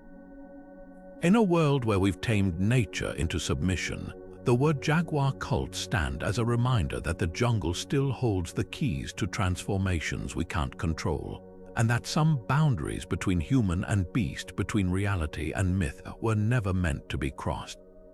From the murky depths of the Amazon's oxbow lakes, those crescent-shaped remnants of abandoned river channels, divers have surfaced with spine-tingling discoveries. Not just scattered artifacts, but entire villages deliberately submerged beneath the water's surface. These aren't settlements lost to floods or erosion. They're meticulously arranged structures, their wooden stilts driven deep into the lakebed, their thatched roofs collapsed but still eerily intact. One such site, hidden in Lake Mamori near the Brazilian border, stretches across nearly 2 acres with post holes aligned in perfect concentric circles, as if marking some celestial pattern only visible from below. What baffles archaeologists isn't just the preservation, it's the intentionality. At Lake Amasacao in Peru, divers found ceramic pots still perched on submerged shelves inside what was clearly a ceremonial hut, their contents sealed with resin against the water. Even more perplexing are the floating hearths, stone fire pits suspended on woven palm platforms, their charred logs suggesting they were lit after the village was already underwater. Indigenous elders from the Kakama tribe speak of these places as Pona Pona, the drowned temples where ancestors performed rituals to cool the anger of the river spirits by offering fire to the depths. The engineering alone defies logic. These structures weren't haphazardly sunk. They were built to withstand currents, their walls reinforced with a mortar made from clay and crushed snail shells, a material that hardens underwater. Some posts show deliberate notches where ropes once tethered them to weights, implying they were designed to settle at precise depths. The most haunting example lies in Bolivia's Laguna Guachuna, where a circular platform sits exactly 15 feet down, its edges studded with carved wooden figures facing inward, their mouths open in silent songs. Sonar scans reveal similar platforms in lakes hundreds of miles apart, all sharing that same 15-foot measurement, a depth where sunlight still filters through but surface disturbances rarely reach. Why build underwater? Clues emerge from tribal lore. The Manjuruku describe a ceremony called Karasakebu, where initiates spent 9 nights in submerged huts to learn the language of fish.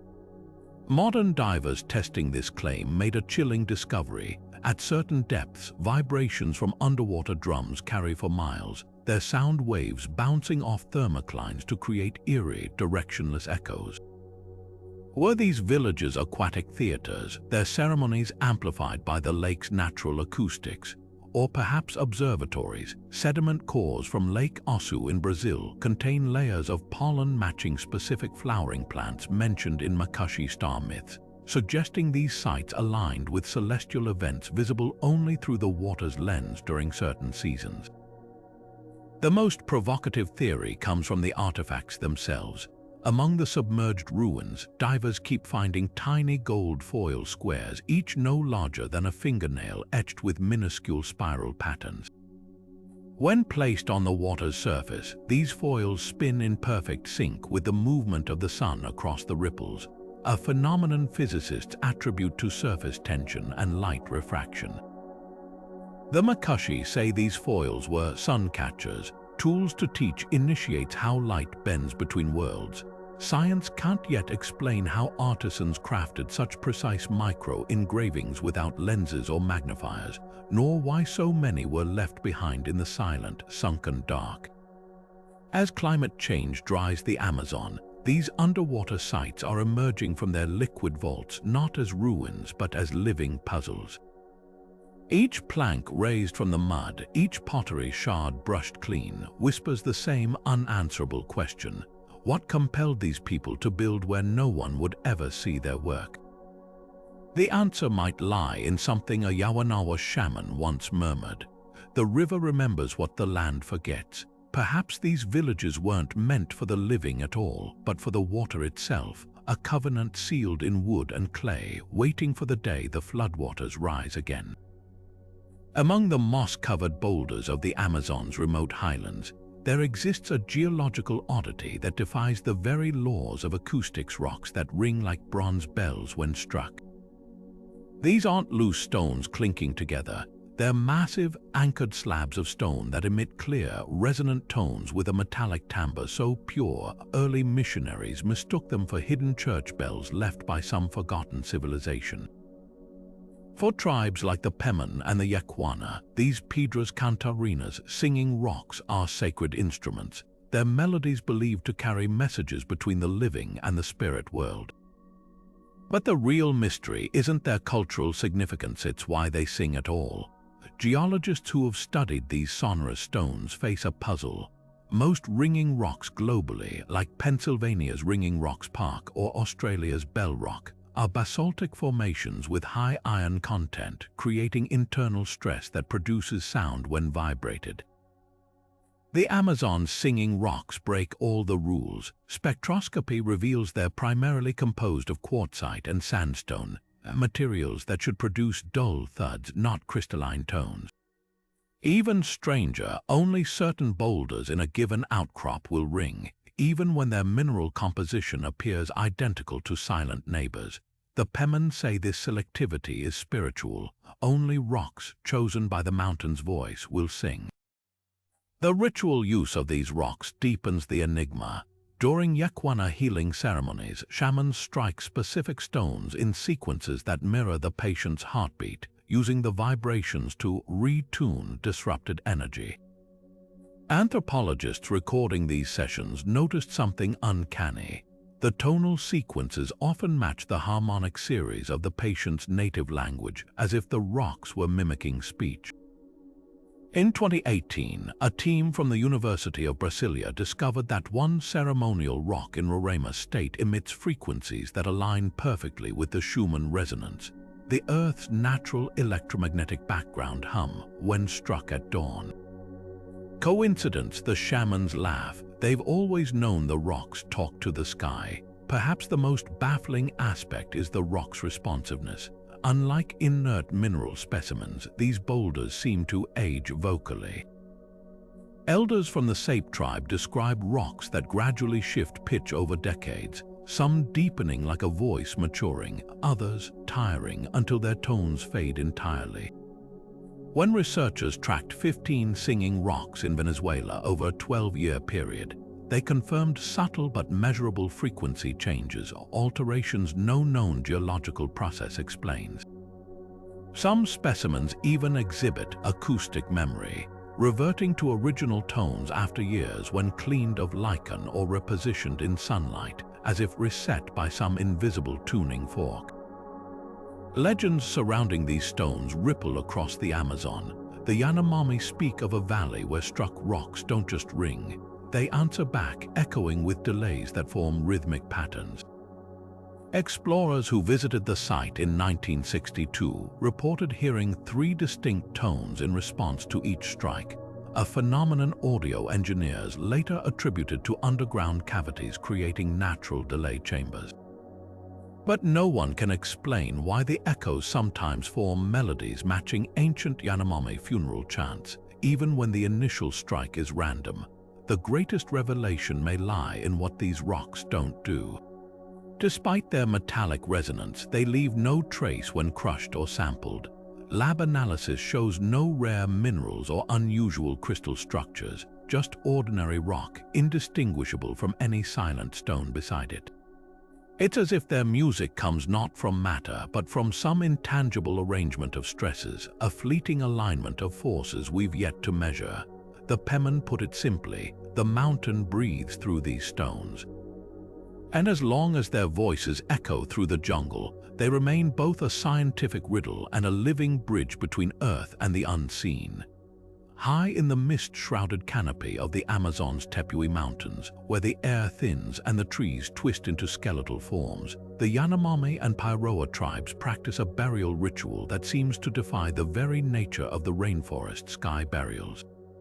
Unlike the riverbank graves common among lowland tribes, these high-altitude people place their dead on elaborate wooden platforms perched 50 feet or more in the crowns of ceiba or kapok trees. their bodies left exposed to the elements, the beaks of macaws, and the meticulous work of insects. The contrast couldn't be starker.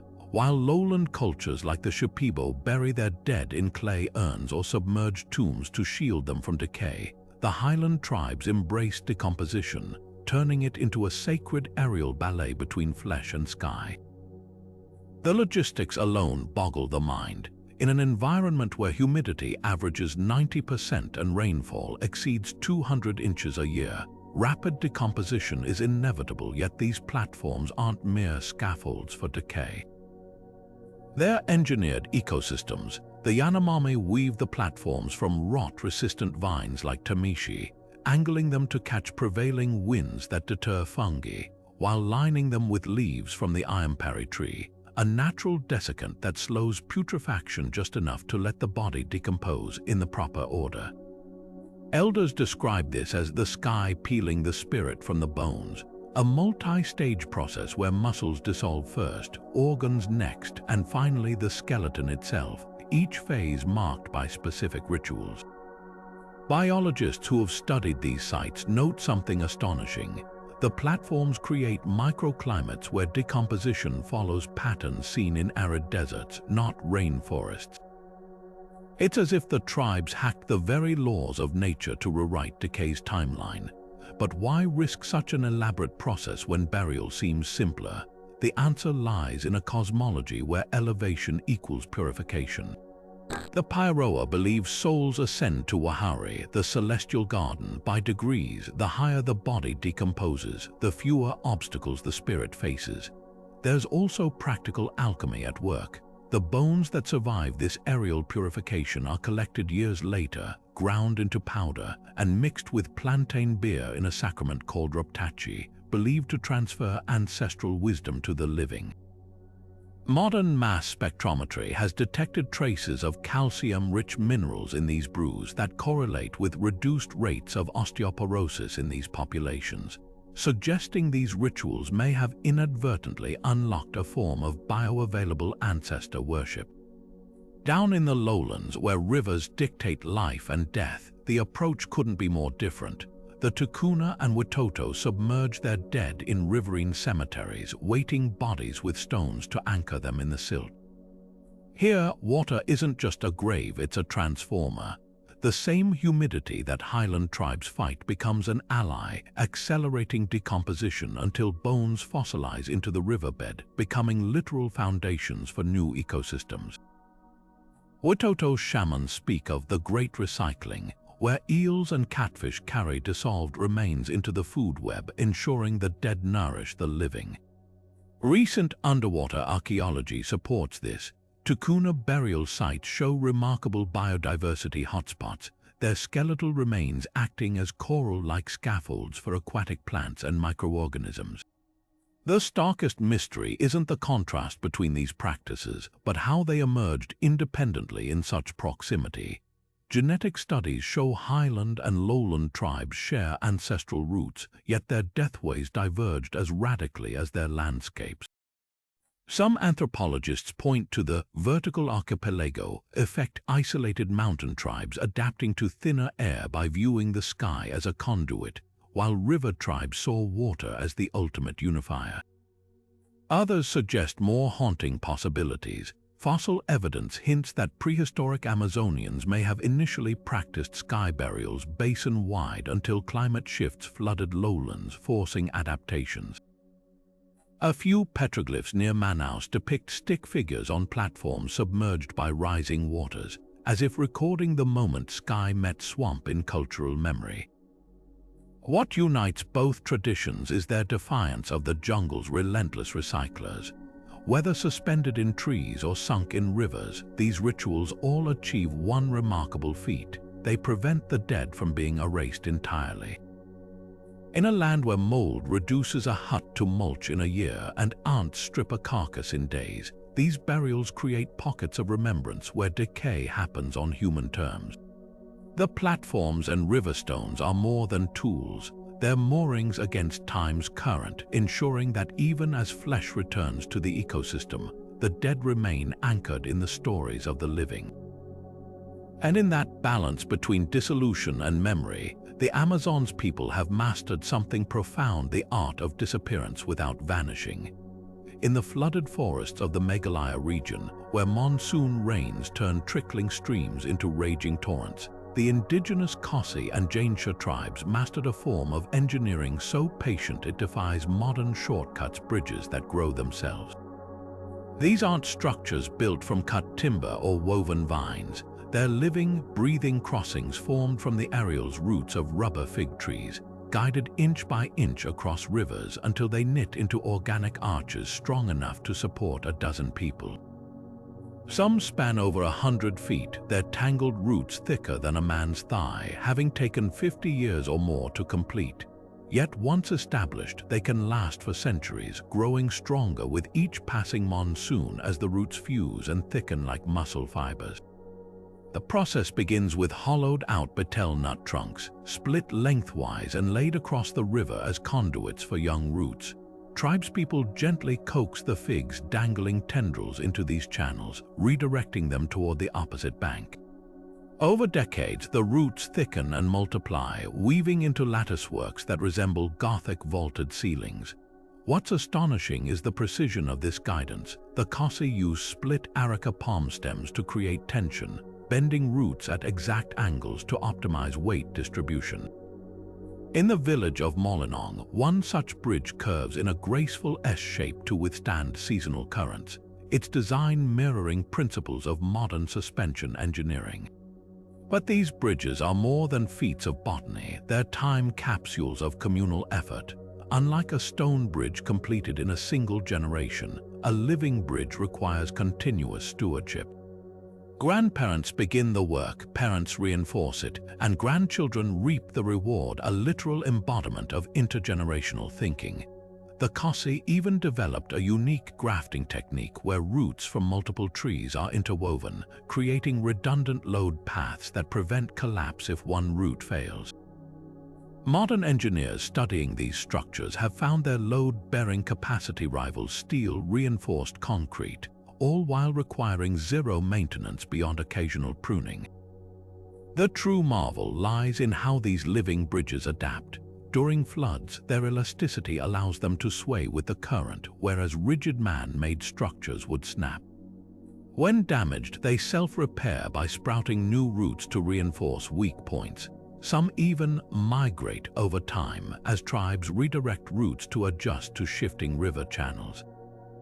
The double-decker root bridges of Nongriat village showcase this ingenuity, upper levels added as lower ones become submerged during rainy seasons, creating a dynamic system that evolves with the landscape. Yet for all their resilience, these bridges carry a warning.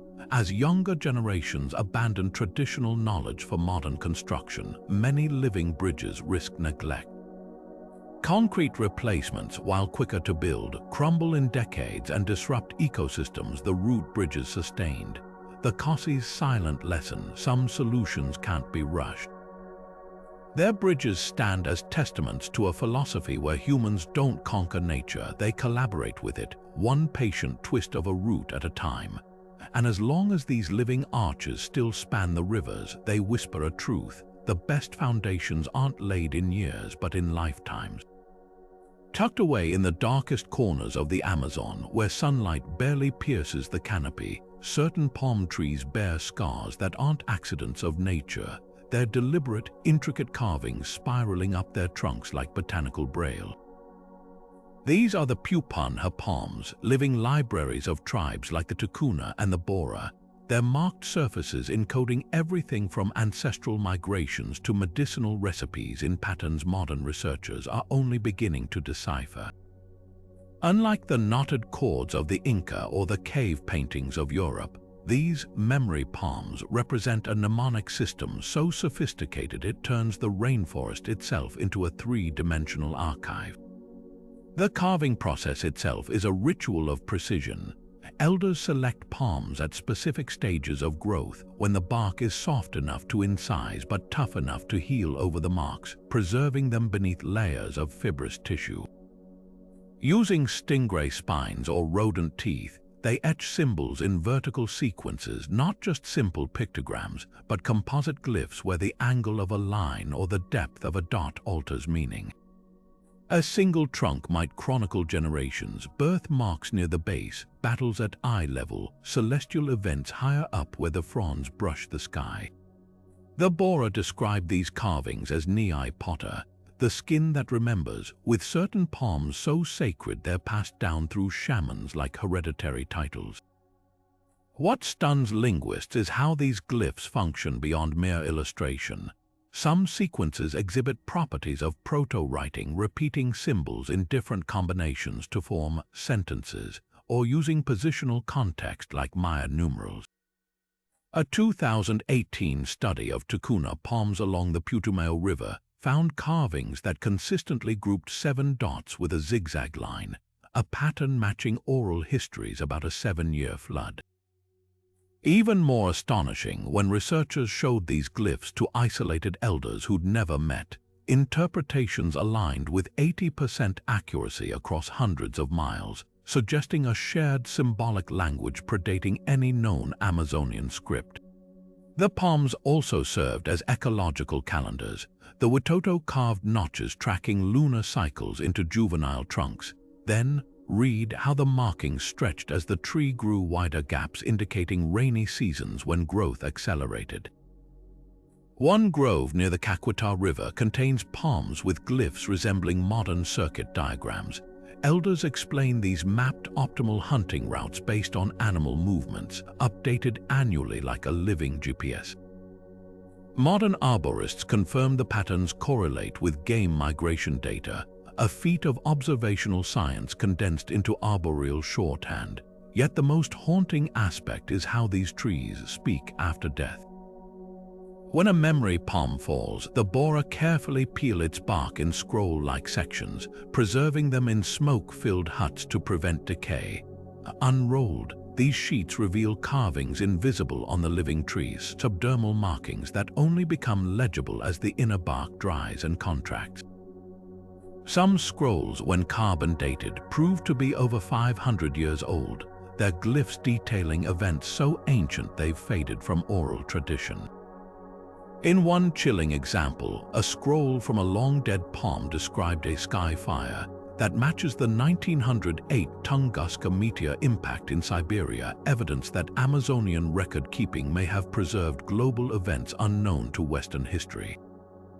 The tragedy unfolding now is one of vanishing ink. As loggers clear swaths of rainforest, untold memory palms fall unread, their secrets dissolving into mulch. Even among tribes, fewer youths learn the carving techniques, leaving elders as the last fluent readers of these living manuscripts. But in remote Bora villages, a handful of shamans still practice the old ways, teaching children to trace glyphs on young palms that won't mature for decades. Their slow, patient strokes carry a quiet rebellion, a refusal to let the jungle's memories fade into silence. And high above, the older palms whisper in a language of scars, waiting for the day their stories might be heard again. Scattered across the Amazon basin, hidden beneath centuries of leaf litter and tangled vines, lie stone circles that shouldn't exist, precisely arranged rocks marking the passage of time with an accuracy that rivals Europe's Stonehenge. Unlike the towering megaliths of ancient Europe or the pyramidal observatories of the Maya, these Amazonian timekeeping stones are unassuming at first glance, knee-high boulders placed in rings no wider than a fishing net. But stand in the center at dawn during the solstice, and the truth reveals itself. The stones cast knife-edge shadows that bisect the circle with mathematical precision, their alignment tracking the sun's slow dance across the sky with an intimacy that suggests generations of celestial observation encoded in silent rock. The ingenuity lies in their simplicity. While megalithic cultures relied on massive structures to mark celestial events, Amazonian tribes like the Kayapo and the Ashaninka engineered their calendars to work with the rainforest's constraints. The stones are always local basalt from riverbeds or quartzite from outcrops, their surfaces deliberately unshaped, as if the builders understood that nature had already polished them to perfection. Yet their placement is anything but random. At the site of Pedra do Encanto in Brazil, 12 stones form a circle where the summer solstice sunrise shadow stretches exactly from the northernmost rock to the southernmost, while the winter solstice aligns perfectly east to west. The effect is uncanny, a functioning solar calendar requiring no moving parts, just the patient observation of light and shadow across seasons. What's truly revolutionary is how these circles adapt to the Amazon's unique challenges. Unlike open deserts or plains where horizon sightings are easy, the rainforest's dense canopy obscures direct views of sunrise and sunset. The stone circles solve this elegantly. Their shadows act as terrestrial proxies for celestial movements, visible even under thick foliage. Researchers studying the Camacuaca site in Colombia found the stones spaced at intervals corresponding to the lunar cycle, with taller marker rocks positioned to cast moon shadows that signal optimal planting or fishing times. One oval-shaped arrangement near the Rio Negro even corrects for the Amazon's magnetic anomalies, its slightly skewed alignment compensating for local declination to maintain accurate solar readings. Oral traditions hint at the depth of this knowledge. The Kayapo speak of the Metictire, the shadow readers, a clan responsible for maintaining these circles and interpreting their signals. Their legends describe apprenticeship lasting decades, where initiates learned not just to track shadows, but to listen to the stones, interpreting subtle variations in shadow sharpness or length as omens for rainfall or disease. Modern archaeoastronomers have confirmed eerie correlations. At the Xingu River stone ring, the angle of the winter solstice shadow in drought years appears slightly blurred, likely due to atmospheric dust, a phenomenon the Kayapo reportedly used to predict dry seasons. The most haunting question isn't how these circles worked, but why their creators abandoned them. Unlike the Maya, who left behind codices detailing their calendar systems, the Amazon's timekeeping stones stand mute, their methods preserved only in fragments of tribal memory.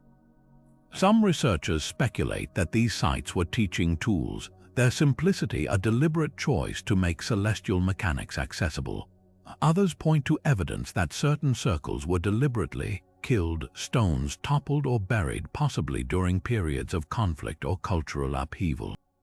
A few rare circles, like the twin rings of Serra do Aracá, show signs of continuous use into the colonial era, their stones worn smooth by generations of hands adjusting them like gears in a vast organic clock. Today, these circles challenge our assumptions about what advanced timekeeping looks like. In a world obsessed with gears and digital precision, the Amazon's silent stones remind us that accuracy doesn't require complexity, just deep observation and respect for the patterns woven into the world itself. As the jungle slowly reclaims these sites, their shadows still stretch true each solstice, marking days their makers never lived to see, in a language of light and stone we're only beginning to comprehend. From whispering trees that answer back to floating villages built to vanish beneath the waves, the Amazon's ancient tribes left behind puzzles that defy everything we thought we knew about human history. We've walked alongside shamans who transformed into jaguars, decoded celestial maps woven into the stars, and stood before stones that sing with voices older than memory. Yet for every mystery we've uncovered the geoglyphs only visible from the sky, the poisons perfected without chemistry, the black earth that renews itself like magic. 100 more remain buried in the jungle's emerald shadows. The greatest revelation isn't any single artifact or ritual.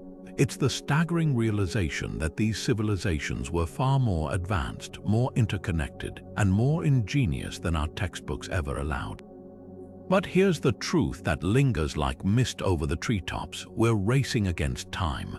With every acre of rainforest burned, every elder who passes without sharing their knowledge, we lose irreplaceable fragments of this puzzle. The Amazon isn't just a place of lost civilizations, it's a living library, its shelves stocked with wisdom we've barely begun to read, supporting indigenous land rights, funding ethical archaeology, and amplifying tribal voices aren't just acts of preservation, they're keys to unlocking humanity's collective memory. So tell us which of these mysteries pulled you deepest into the jungle's embrace. Was it the phantom drumbeats echoing from nowhere, the children with sky-blue eyes, or the bridges that grow themselves? Drop your thoughts in the comments and let's keep the conversation alive, because the Amazon's greatest secret might just be this: the more we discover, the more we realize how much wonder still waits, hidden in the green dark for those willing to listen.